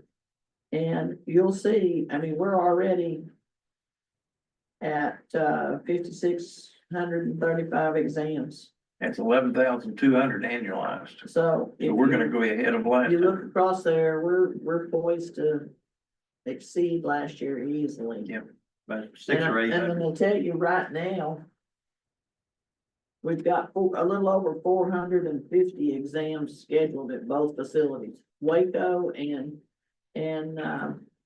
Austin are both full. And February is completely full. And March is filling up. In Austin, March is starting to get really full. I had room for about 23 tradesmen. And I have room for 16 journeymen left in March right now. So, You know and what, those may be gone by the day. I don't ever know. It's a moving item. we're getting fed by a fire hose, that's for sure. We are. The one thing that's a little bit troubling, and Lisa and I have talked about it, and we really can't put our finger on it, are the pass rates and fail rates. If you'll take a look, we have pretty well consistently run 72%. This most recent report, which is 5.5 months, we're at 64%. So we dropped 5 or 6% in our pass rates. Our master rate has really fallen. If you'll take a look at the pass rates there, it has really come down. And what's gonna happen, we've been back and looked at failed questions, repeat failure questions, we've looked at all different kinds of things. But I think you had people sitting there that were well educated, well studied, ready to go, and they all jumped on it and passed it, and that's it. And now you've got people that are going back 2, 3, 4 times to do it. It's the same, nothing's changed on the exam since we went live on the master. But I can tell you that, the number of repeats that we've had come back on tradesmen and journeymen, that's jumped up as well. And so what we're seeing is maybe they're, and we've said this before, they're not well-rounded when they come in here. They've been doing tubs, or they've been doing nothing but gas or whatever. We've had some people just throw their hands up and walk out too. So the key is to study and make sure you're really well-rounded and prepared for the exam. It's expensive to go take the exam 2 or 3 times, just to see what it's like. I think too, I think Lisa is probably really accurate. We had a backlog of masters that were. I mean, if you remember when we put computer-based testing on, I mean, it just was a flood of masters coming in here. I mean, because we had 600 or 800 of them waiting to take the exam. And we put it on computer-based tests, well, those folks were prepared and ready to go, and they took it immediately. And our pass rates were pretty good. And I think so many people are saying, well, gosh, everybody else is doing it, I might as well get a master, and they go take the test and they're not prepared for it. So I think Lisa is probably correct that we've, in a sense, kind of created a problem because we've made it easier to take the exam. So people are saying, why not? I'll just take a shot and take it. 26 to 28% of those folks that are taking exams, and this is problematic in our practical, are repeats. So they're taking up space of folks that are needing to take exams. So 26% of them are taking it the second, third, and fourth time. Yeah, there's 147. I think that's probably combined right now that need to come back. They're ready to come back. So it's a little bit problematic, and although it's a little puzzling about the drop in pass rate, at another agency, I voiced the same concern with our education director. And he said, Frank, it is what it is. The test hasn't changed. We're giving the same exam. He said, it is what it is. If you want to dumb it down, but It just comes in cycles, you get waves of. I think so. So I'm not really concerned about it. The master is really low, but I'm gonna tell you, the master should be difficult. It's the top of the food chain for us, and I don't think anybody on this board wants to dumb it down where it's easier to pass it because they're the top of the food chain. So Lisa mentioned by having Pearson View, we get psychometric testing where they analyze the test questions and see if 90% of the people that take it are missing this question, which allows us to look at that question and see if it's ambiguous or unclear in some way. So we continue to do that. And beyond that, I think the numbers are just where they are unless the board has got different theories or ideas. And the 400 and what did I say? It was 450, right at 450 that are scheduled right now. That doesn't even include the med gas. Yeah. And we're pretty full on med gas on the days that we have available for that too. So you're ready. Is there any way of knowing what pass rates are on the other occupational licenses in the state, like TDLR? I don't know, I guess we might Be make some interesting to inquiries see those electrical numbers. and AC and stuff. Yeah, or any Lisa, trade. why don't we make an inquiry and see? And I'm sure it's public information. Yeah, I think theirs is actually, I think we dug around in that, GW and I did, it's in their LAR. We'll I tell dig you, around and see. we'll find that out Yeah, and just report be it at our next interesting to board know. meeting. I think it is a good question.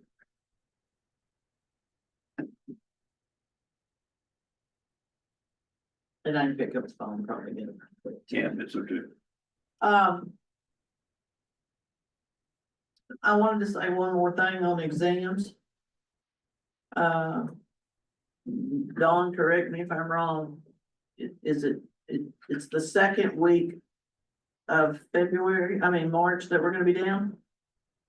We're gonna put some information on our website, but we have a Thursday, Friday, Saturday, Sunday, Monday, Tuesday that our system is gonna be down while the database folks add in the rest of the changes to add another agency to the Versa program that we use. And what that means is that our database for us and the plumber's online ability to put their exam apps in and do renewals.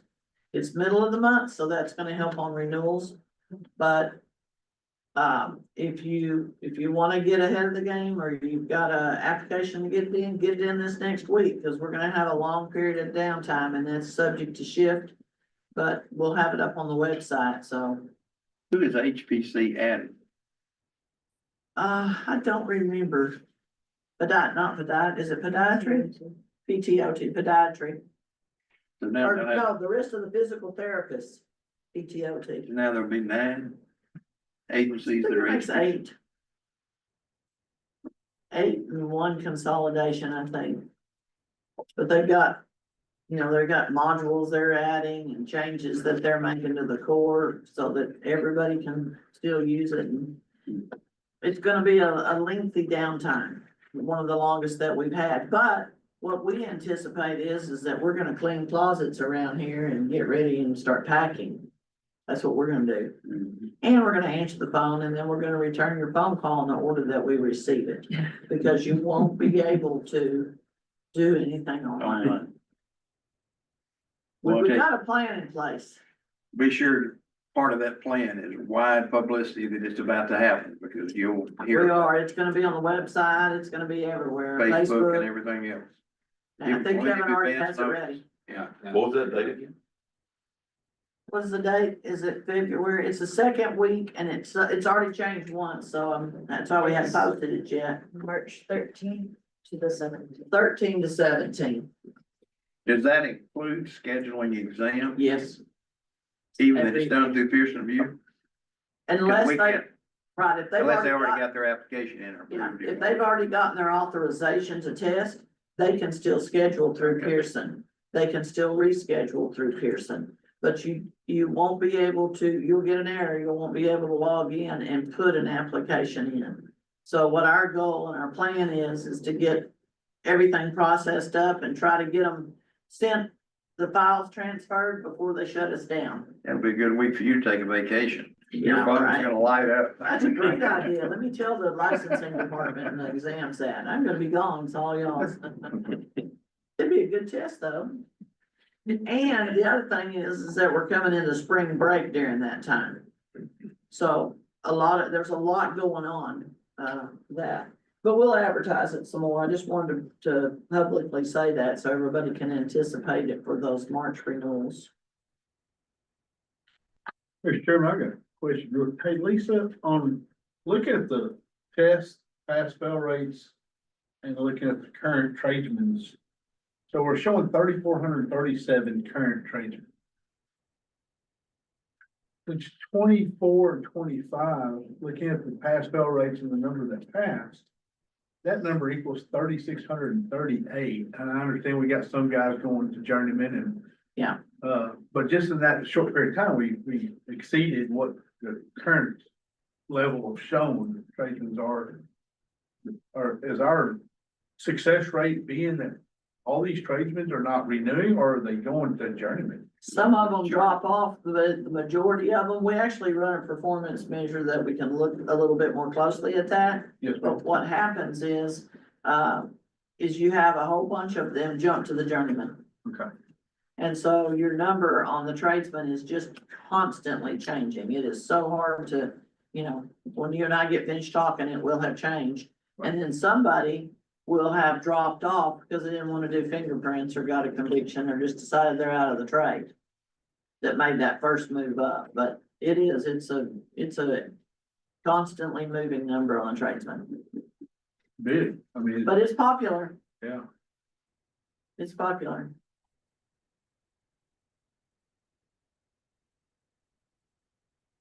Anything else on that?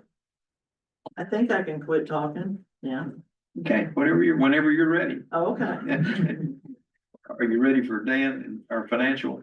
Yeah, I can pick up the rest of this here. Why don't we move then to item number 9, Dan? Our financial reports, which is tab 4. Tab 4, tab 5. Tab Tab 4. Thank you, Mr. Chairman. On page 1, there are 2 tables, each showing the agency's FY25 appropriations, along with the expenditures for the 5 months ending January 31st. We're not quite done in the quarter, so we said it'd be 5 months. First table is by appropriation or strategy, and the second table is by accounting category. And they both show the same information, just categorized a little differently. The agency's original FY25 appropriations are just under $4 million. And expenditures for the first 5 months of the fiscal year are about $1.51 million. And which represents about 39.5% of our operating budget. So we spent about 39.5% of our budget.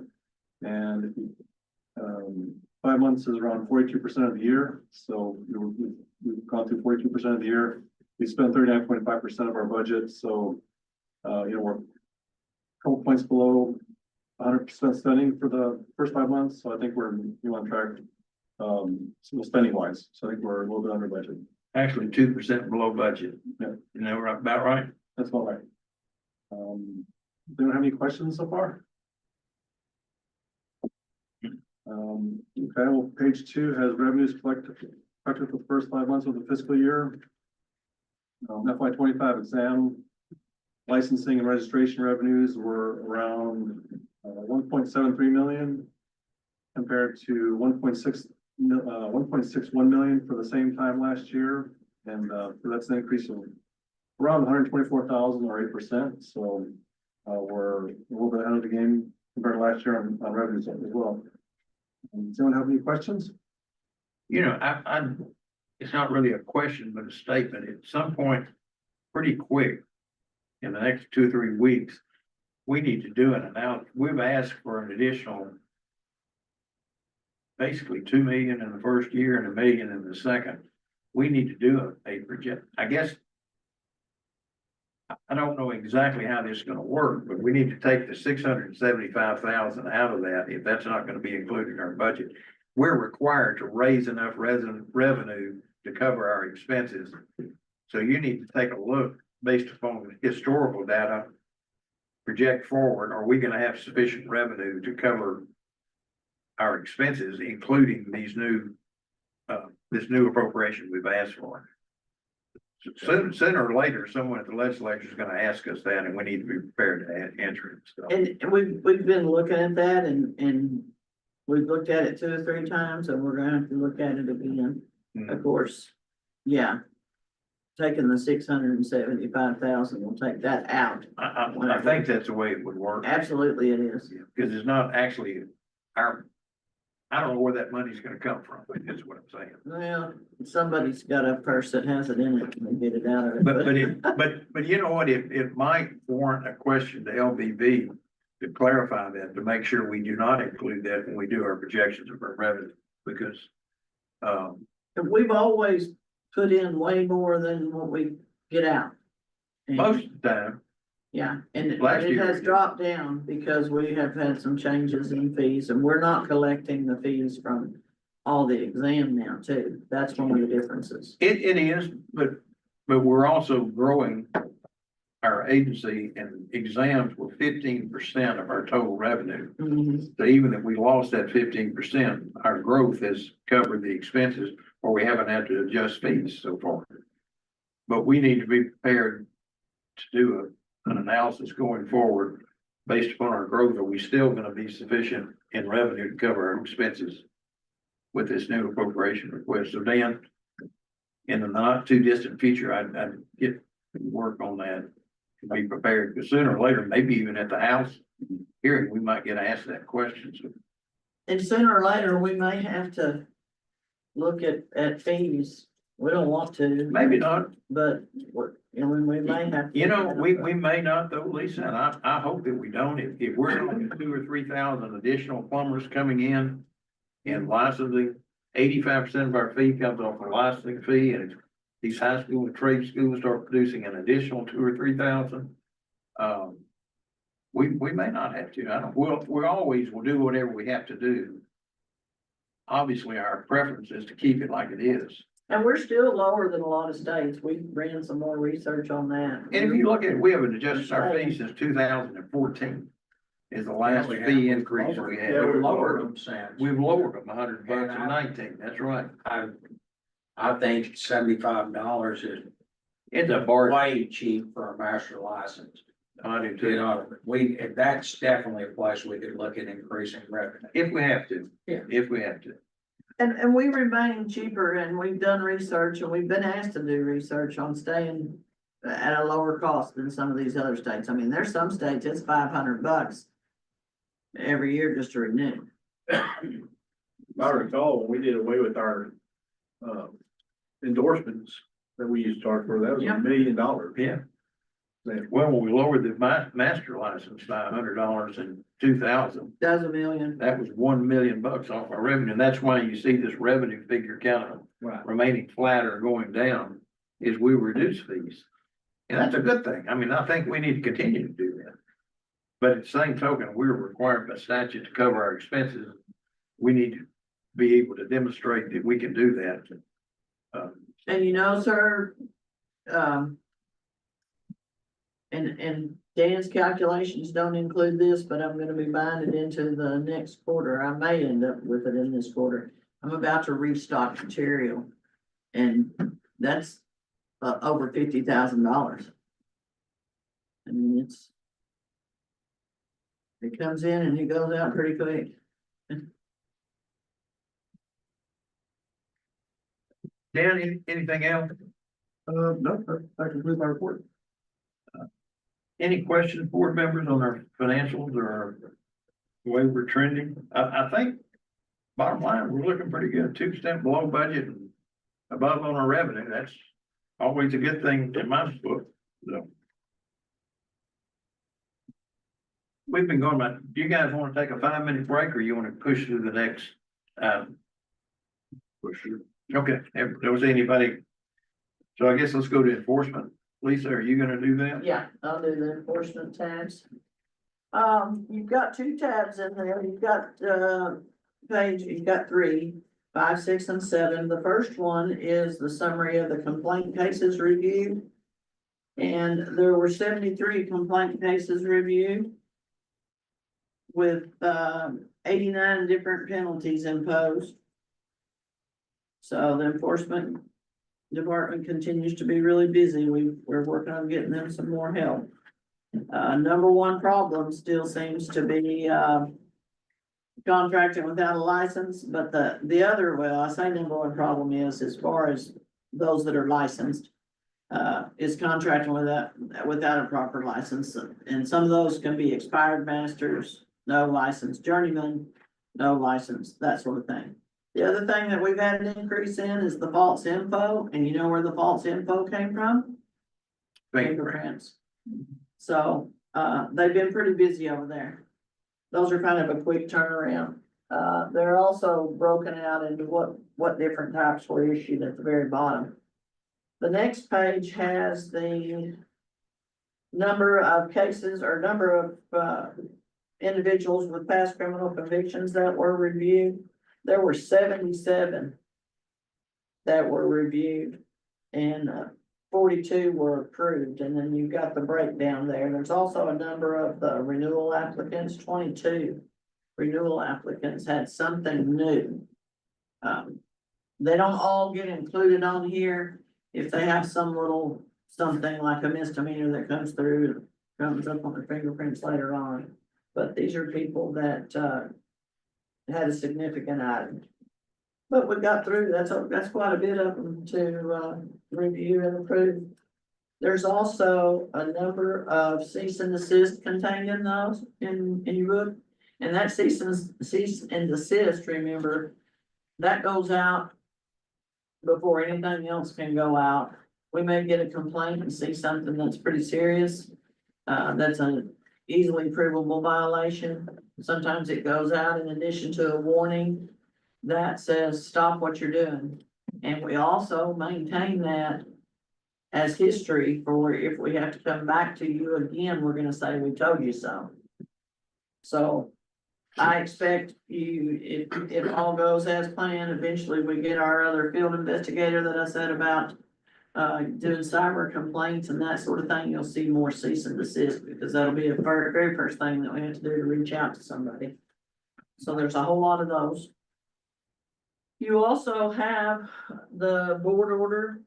You know, Lisa, before you Sir? leave the enforcement committee report, Uh-huh, it looked like of 77 applicants reviewed, that means 77 had a positive hit for a felony. 4 were denied applications, right? mhm. And 9 were denied a renewal, or they were revoked. And that makes a little sense, because if you think about it, those with clean records were the first ones to get fingerprints. So the ones that had some type of criminal conviction, they put it off to the very last moment. So that's about a 12% of those 77 were denied or revoked. And that kind of makes sense, because the ones that they know they had a record, and they put off fingerprints until the very last time.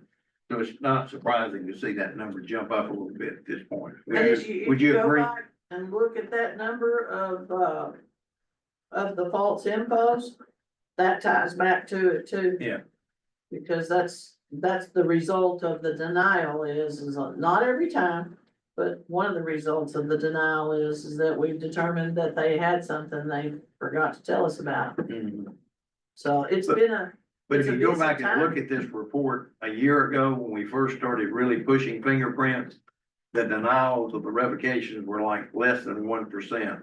Now it's jumped up to 10, and it's because of procrastination. These folks been putting it off, knowing that the jig's fixed to be up when I get my fingerprints. So, and the other thing on the revocations, some of those revocations, those actually include people that, were incarcerated. right, And operational law took their license, so those are included in that group too. Yeah. And they were revoked by operational law, we didn't necessarily do it, but we recorded. Because it occurred for them, and now they're actually coming all the way back around. Full blast. But I do expect, I don't know, things are constantly changing and we're doing new things. But you can look at all of these reports across the board and see where one action created another action and a reaction. And it's something that we're watching all the time. But that is a good point. Administrative penalties. It's a pretty lengthy little list there. And you'll see some of those false infos listed on here because the individuals have actually agreed to pay these. And remember on these, the board order of administrative penalties, that these are listed on here because the person has agreed, didn't want to contest it.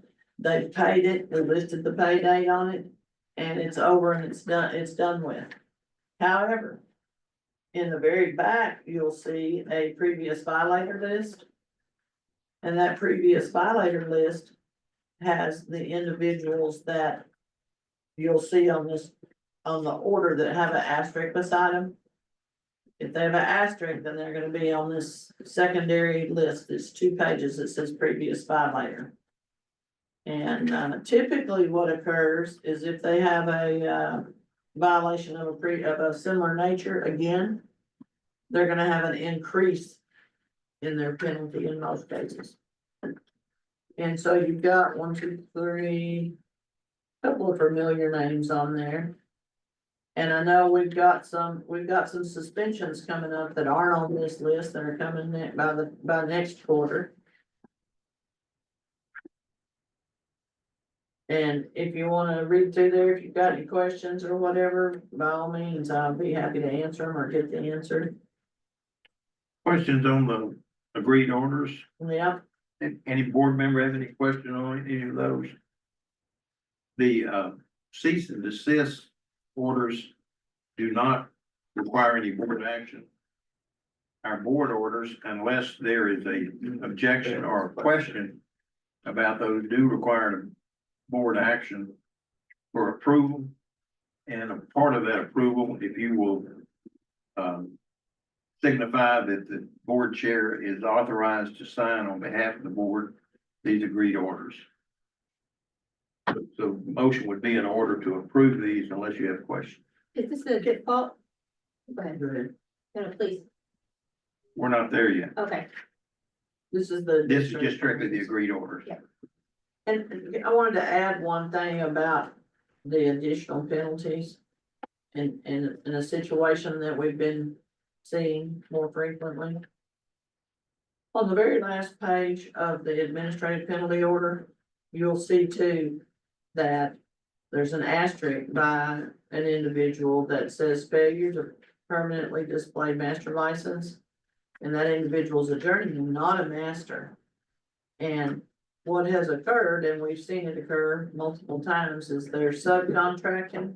And they're subcontracting for multiple people, and they need to get the sign on the truck that relates to the job they're working on. So don't put Tim's Plumbing on it if you're working for Ron's Plumbing. And, that person has ended up with a pretty hefty penalty. You talking about Eduardo Rodriguez? Yeah. He's actually a $2,500, journeyman. beg pardon? He's a journeyman, not a master, but he subs, so. So he got a pretty hefty failure to display on there.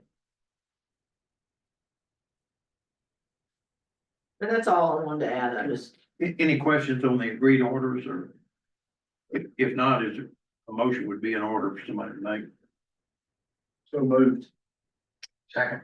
Motion and the second, does the motion include authorizing the chairman to sign on behalf of the board? Yes, sir. Yes. As does the second. Yes. Okay. All those in favor, please signify by saying aye. Aye. Yeah. Thank you, Jay. We haven't forgotten you, Justin. I'm still here. Hey, thanks.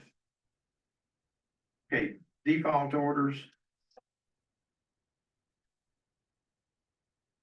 One adjustment, number 2, Adam Christopher on your agenda. He's not included in the default orders, but he has resolved his complaint, so,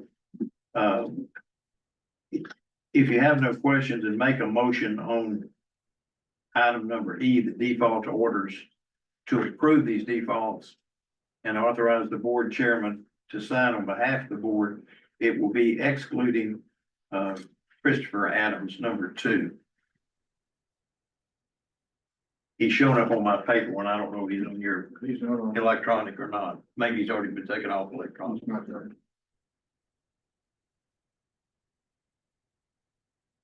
Let me ask a question on the default order.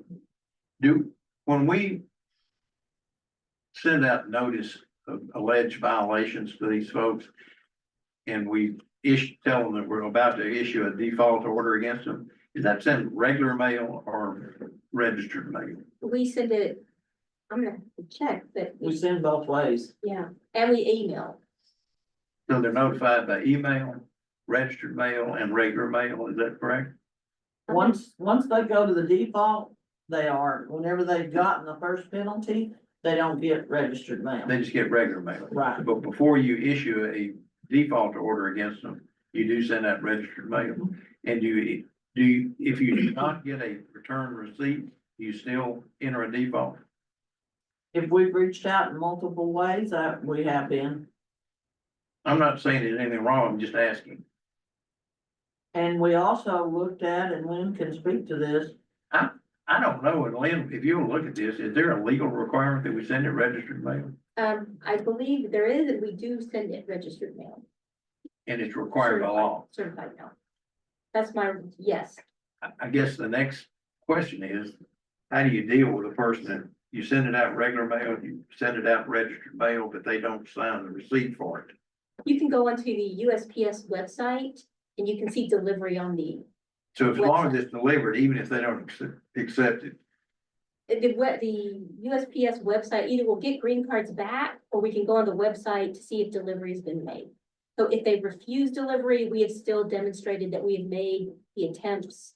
And we keep that registered mail if it's been returned to us, which is rarely. Usually what we get is a green card or we get service shown on the USPS I'm just website. thinking of the person, well, you never told me, I never got the mail. plus we send it to the last known address that they gave us. That they provide us. And they're required to keep their regular address with us so we can make this notice. I'm not looking for trouble. We've never had a case where somebody came back and said they didn't receive it, but I was just interested to know, do we send it registered as well as regular? And we do, and I think that's a good thing. It's a good thing. Okay, any questions on the default orders, or is there a motion to approve those default orders?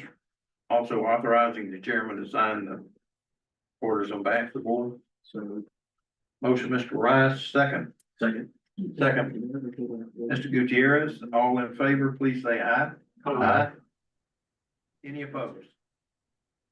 Okay,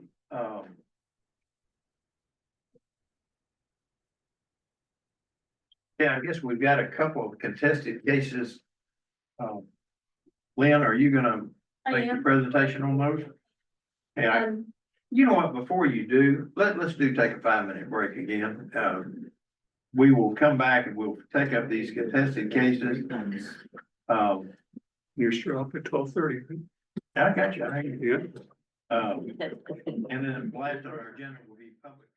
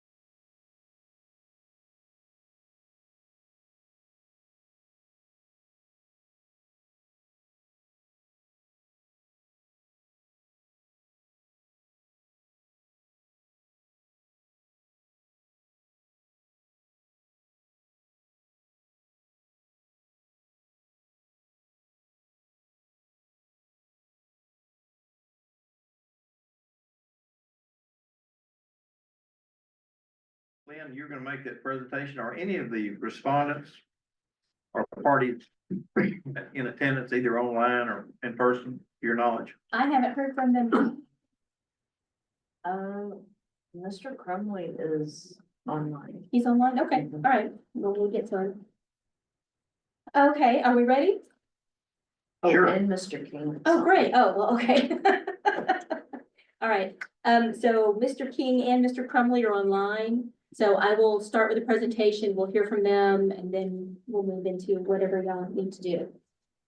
Again, this is Lynn Latone, General Counsel. Brian Guerra was the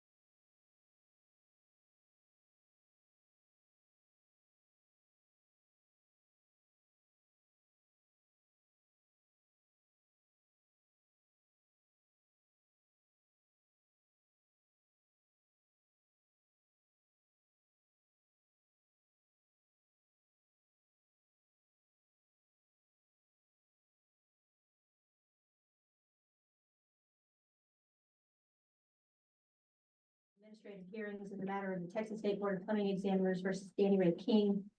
Mr. King is the RNP for Royal Plumbing. In 2022, Royal Plumbing installed a water line and drains on the property of John Barrett. Enforcement sought to impose a penalty against a respondent for improperly installing the water pipe or allegedly improperly installing the water line to the proper depth, allegedly failing to insulate the water lines in the crawl space and residence, and allegedly failing to display on the invoice the language regulated by next to the board's name, and failing to show the board's website address as required in rule. The administrative law judge found that the staff did not prove the first two alleged violations. With respect to the third allegation, the ALJ found that Mr. King demonstrated substantial compliance, and his non-compliance was inadvertent and did not result in harm. The factors the ALJ considered in making their recommendation is that Mr. King has been a plumbing professional for 41 years and the RNP for Royal Plumbing for 25.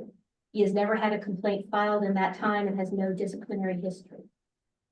The homeowner filed a complaint and as such did not suffer harm for the lack of the information that was on the invoice. There was no property or environmental damage caused by the lack of the invoice information. And Mr. King inadvertently relied on a rule repealed in 2018 to list the correct information on his invoice. Given Mr. King's decades of regulatory compliance, a monetary penalty was not recommended by the judge, or it was not necessary to deter a future violation. As such, the ALJ recommended that no monetary penalty be assessed against Mr. King. Staff finds no error on the part of the ALJ. Staff recommends adopting the PFD as written by the ALJ. Before we hear from Mr. King, if he wishes to speak, does the board have any questions for Ms. Latone concerning the proposal for decision or maybe the administrative law judge? It's very clear. Just to clarify, the ALJ is suggesting that there were not two violations weren't proved and one was substantially proved, and they're recommending no action against Mr. King. The ALJ found that the only thing that could be found at fault is the website address was not included and the regulated by language included in the rule was not on the invoice. Okay. Otherwise, the other information such as the physical RFP address, phone number. number, our name was on the invoice. You Thank you. mentioned there was no damage or any, is there a reason this even came up, or what was the issue? The Barretts filed a complaint against Mr. King and Rural Plumbing. The judge, and again, the details are in the material and in the decision that's been provided in your material, and I can go into that to greater detail. Ultimately, the judge, the first allegation was the water line was allegedly the water line was not buried to the depth required by code. Enforcement Division had originally asserted that the line should have been buried to a depth of 18 inches. What was demonstrated at the hearing and put into evidence is that the proper depth of the line should have been 12 inches. And Mr. King demonstrated in the evidence presented at hearing that in fact the line was buried to the appropriate depth. The second allegation was that he did not insulate the lines after the installation, and the evidence revealed that Mr. King was not allowed to come back the second day. So he was intending to insulate the lines after the lines were pressurized and he was able to check for leaks. But he was not allowed to come back onto the property to finish the job. And as such, the ALJ said the Enforcement Division did not meet its burden in demonstrating a violation. The only violation that was left was the invoice information violation, which explained that he did not have the website address or the regulated by the TSBPE language as required in Rule 36710. The invoice did not reflect that information. However, it reflected all the other information that is required. And the ALJ found that the evidence that was presented in testimony is that Mr. King was under the impression that the rule that was in effect in 2018, which had only required that information, was still in effect. So he was inadvertently relying on a rule that had been repealed at this point. The judge found that based on the lack of the website information, the homeowner was still able to find our website and file a complaint. So there was no harm in the absence of that information. Any other questions? Mr. King, you still there? Yes, sir. Okay. To make sure you understand, the administrative law judge has ruled in your favor on all of the points that were raised during the hearing. Correct. You're afforded the opportunity to speak if you wish to, but understand that the judge has ruled in your favor, so choose your words wisely. Oh, yes, sir. Yes, I just wanted to convey to the board where I come from being a plumber since 1983, in good standings with the board, never had a complaint filed or any administrative penalties whatsoever, that they would be in agreement with the judgment from the SOAH on not having any penalties or anything projected to me. Great, thank you. I agree with you. Is there a motion? I personally agree with the administrative law judge that the agency failed to make its case, and my personal recommendation that we find no error on the part of the administrative law judge, and we adopt the proposal for decision. Is Mr. there a Chair, motion in that regard or any discussion? Yeah, Mr. Chair, I move that Discussion. we. Okay. I was just gonna make a comment. It's kind of like being in plumbing business for a long time. This is a simple case of customer relations disagreement that I'm not taking a side. Either both parties have an opinion, but just to go ahead and make your motion. Okay, I was going to make a motion that we approve the PFD as presented and find no fault or error in the administrative law judge's ruling. Second. Motion, And, no penalty will be assessed. None. Yeah, that is no correct. penalty. Yes, no penalty. Motion by Mr. McDonald, second. By Mr. Ainsworth. All those in favor, please say yes. Yes. Yes. Yes. Any opposed? Okay, Mr. King, you're done. Consider this to be a warning. Get Yes, your proper lettering on your invoices. Oh, it is, sir. Can I, You're good to I bring go. up, I bring up one thing real quick? No. Okay. With that, this concludes this particular hearing. If you would like to talk to me, feel free to give me a call after the meeting, but as far as the meeting goes, let's close this matter. Okay, thank you. Okay. Okay. Next Can I have case, a motion that the board chair may sign on behalf of the full board on this order and the next order? So moved. so the motion, is there a second? Second. All in favor, say aye. Aye. Okay, next case will be, Lynn, why don't you keep going? This will be Sure. TSBPE versus Christopher Crumley. This is the consideration and possible action for final determination on the proposal for decision heard before the State Office of Administrative Hearings on the matter of TSBPE versus Christopher Crumley.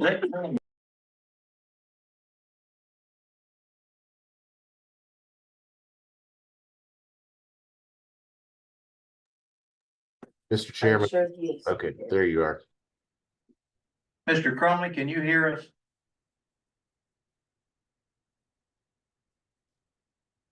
Before we proceed, I'd like to make sure he's connected and can hear us. Yes, sir. Okay, you there, Mr. Crumley? Yes, sir. Okay, great. You can hear us okay? Yes, sir. Sure can. Let's go ahead and proceed then. Ms. Latone, I'm sorry, I didn't mean to interrupt. I just want to be sure you could hear. Of course. Enforcement sought to impose an administrative penalty against Mr. Crumley for contracting and performing plumbing work when he did not hold a valid plumbing license and did not secure the services of a responsible master plumber in violation of 1301-351 and Rule 367.9. The administrative law judge found that the staff proved their case and recommended a penalty of $5,000. In the judge's consideration, the ALJ found that Mr. Crumley testified to performing work unlicensed. Mr. Crumley's violation can be considered serious because he was not licensed or legally qualified to provide the services to the homeowner. His work may have caused economic damage to the homeowner, who ultimately had to hire a different plumber to complete the work at an expense greater than he had initially contracted with Mr. Crumley. And while Mr. Crumley does not have any prior disciplinary history with the board, his testimony suggests that he had been performing plumbing work for decades unlicensed. As such, the ALJ recommends that the board impose a penalty of $5,000 against Mr. Crumley. The staff found no error on the part of the ALJ and recommends adopting the PFD as written by the ALJ. Any questions for Ms. Latone before we let Mr. Crumley speak? Mr. Crumley, you're afforded an opportunity to speak, but I would remind you that the only thing that we are allowed to take into consideration are facts and evidence and information that was brought up at the hearing. So we are not allowed to take into consideration things that were not raised at the hearing. So if you will confine your remarks to those, we'll be happy to hear from you now. So Mr. Crumley, go ahead. Yes, sir. As far as hiring another plumber, the only thing was, I gotta admit, I didn't have a license and I didn't know about being out of the county, in the county, that I had to have one. But other than that, I admit that I didn't have one. And the other thing, the man hired the other plumber because me and his friend had a disagreement, and actually, he gave me a statement. He said that other inspectors turned it down and just like I tried to, they never turned anything down. I had, the guy had a thing against me. I wanted to fix the leaks that were leaking on the water lines. He would not let me do it because he said he's already hired somebody else and fired me that day. So, but other than that, I've been plumbing for a long time and I'd like to keep plumbing. And I really don't have no reason for why I didn't have my license, because the only thing I had was when I went down to do all this, I was working with Michael Minks at the time, and he was trying to get me to where I didn't have to have a GED, because when I was incarcerated, I took the GED like 13 times. I can't pass my essay because I got a disability where I can read so far and I can't remember what I read. And it's the same way when I write. I'd start writing and then I'd forget. Other than that, I guess I'm guilty. No, that's it, sir. All right, anything else, sir? No, sir, that's it. Okay. Board members, I appreciate the comments of Mr. Crumley, but quite frankly, disagreements having to do with he and the respondent really are of no consequence. Yes, sir. It's pretty clear that you're required to have a plumbing license or a master plumber license to do this kind of work. And from my perspective, I don't see we have an option other than to enforce the law as it's written. And by his own admission, he did not have the appropriate license. And it would be my recommendation that we adopt the proposal for decision that was rendered to the administrative law judge as it's written. For any comments or? Lisa, a question. Since January of 2022, has Mr. Crowley reinstated his license in any way? He's still unlicensed? As far as I know, he's still unlicensed. Okay. Thank you. But I did want to, well, he can reach out to me and we can discuss. Yeah, quite frankly, it's not germane to this particular case because the work that was performed was done without a license, so. And that was not. It was not a part of the hearing, considered so. in this case. Yeah. Yes, sir. Any other comment by the board? If not, a motion would be in order. And can I have could you say the amount of the penalty, please? Yeah, the administrative law judge has found a violation and has recommended a penalty of $5,000. And it'd be my recommendation, we adopt the administrative law judge's determination. I make a motion to adopt the PFD as written with the $5,000 penalty. And allowing the chairman to sign on behalf of the board. Yes. Is there a second to that motion? Second. Second by Mr. Black. All those in favor, please say aye. Aye. Any opposed? Mr. Crumley, we will be in touch with you, but the board has ruled in favor of the administrative law judge at this time. If there is an avenue for you to appeal the decision of the commission or the board in a district court, and if you decide to do that, you need to pay attention because there are some time limits that have to be followed if you wish to appeal our decision. So I would encourage you to take a look at that pretty quick if you want to appeal our decision to a district court here in Austin. So. Okay, that concludes our contested case hearings. Thank you, Mr. Crumley. Move on now to item number 12. It's discussion on continuing education requirements for board members. I was asked to put this on the agenda. I think in talking with Lisa, this issue was brought up many years ago or several years ago. A discussion as to whether or not the board members should be required to take continuing education or be exempt because of their participation in town hall meetings and rule makings and things of that nature. I don't necessarily support that. Not because I care. I don't really think the board members care. I don't think it's a material effect, but I don't particularly like the optics of us doing something like that. But I wondered if I was asked to put it on the agenda for discussion. So here it is. Anyone wish to discuss that again? And if I can just add, continuing education is statutorily required for licensees. Yeah, but we do have the authority as board members to exempt board members, as I understand it. But we have the ability to, we could give credit. Credit for time spent. There might be a way to get there, is what I'm saying.